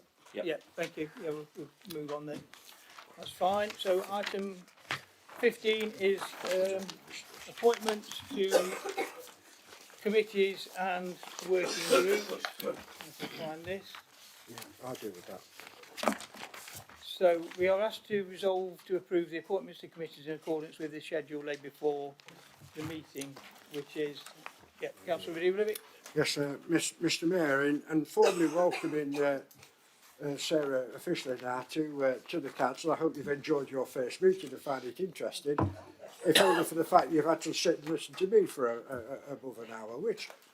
Every silver lining has a cloud. Yeah, you're right.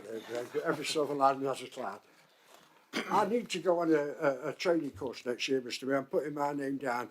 I need to be more self-assertive and self-confident, so I'll be seeking training at the earliest opportunity to try and help me overcome my natural shyness.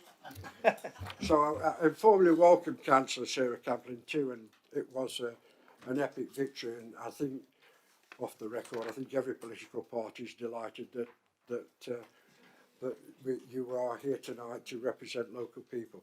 But I propose, therefore, the meeting that's set out tonight, Sarah will take place for former Councillor Ross Boffinger's place on Planning Committee and as a substitute on Governance Audit and Standards. And also, Chair, as the leader has rights to nominate to working groups, will also be nominated to the Policy Overview Working Group and, of course, to the Arts, Events and Culture and Heritage. I call it Arts, Culture, Heritage and Events. It's called AIC. Much better than each. So, Mr Mayor, and I also, tonight, the change to take Councillor Ross Boffinger's place on the Liberty and Leisure Board will be Councillor Stephen Jeremiah. But can I just close tonight by all of us tonight, I hope, as we approach Christmas, it's our first year without Councillor Ross Boffinger.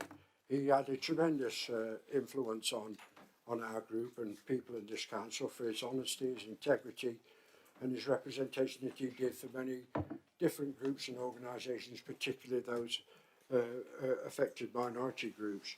So, Mr Mayor, we'll never be able to substitute, and I hate the word substitute or taking place, but I'm sure Sarah will carry on the legacy of good work by our former and much loved colleague, Councillor Ross Buffinger. Thank you, Councillor Radulovic. So we've got the appointments laid out there. So can I see a show of hands? All those in favour? Seconded. Can we second it? Oh, Mr. sorry, Mayor? can you second it, please? I'll second it, Mr. Yeah, Mayor. thank you. Can we see a show of hands in favour? Thank you. Yeah, that's any against or abstentions? No, that's good. Right. Item 16, attendance at meetings. Council is asked to consider a dispensation for Councillor Sue Bagshaw for a period of 6 months from the date of this meeting. Do we have a proposer? Sorry, Councillor Bales. Thank you. And a seconder? Councillor Cooper. Thank you. Do we have any comments? Anybody wish to speak? Councillor Jeremiah.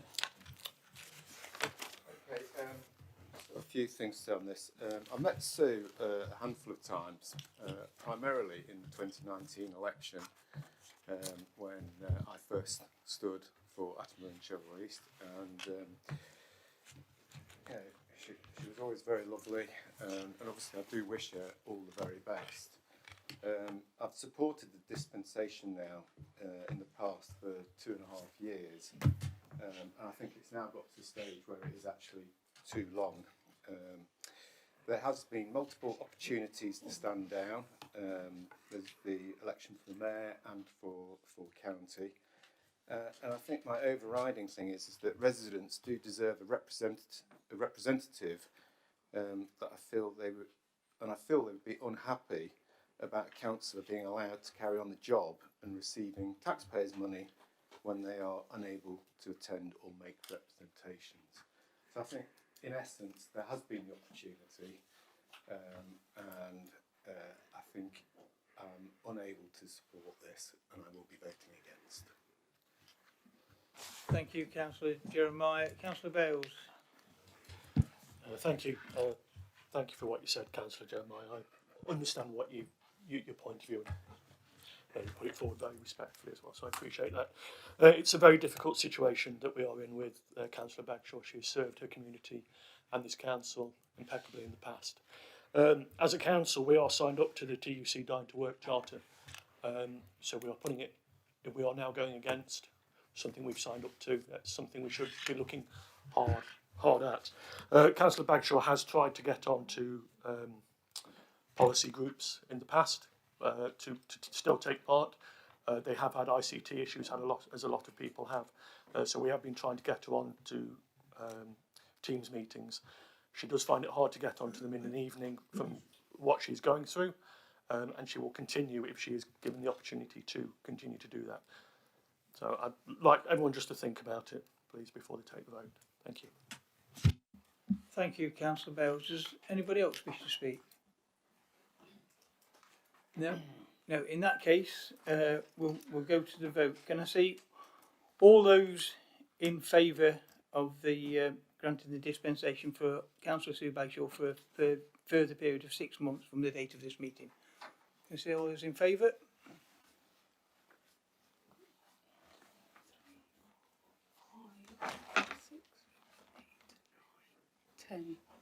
Ten. Thank you.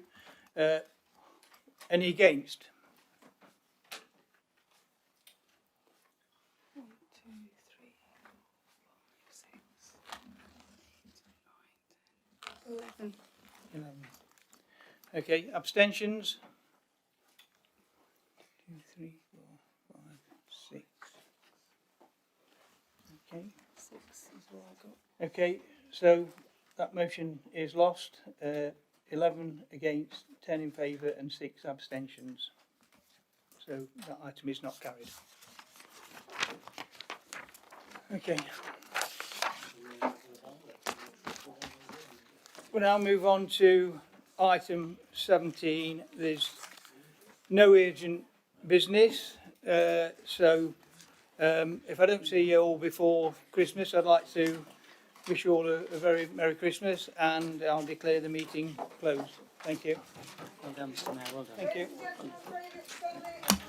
you.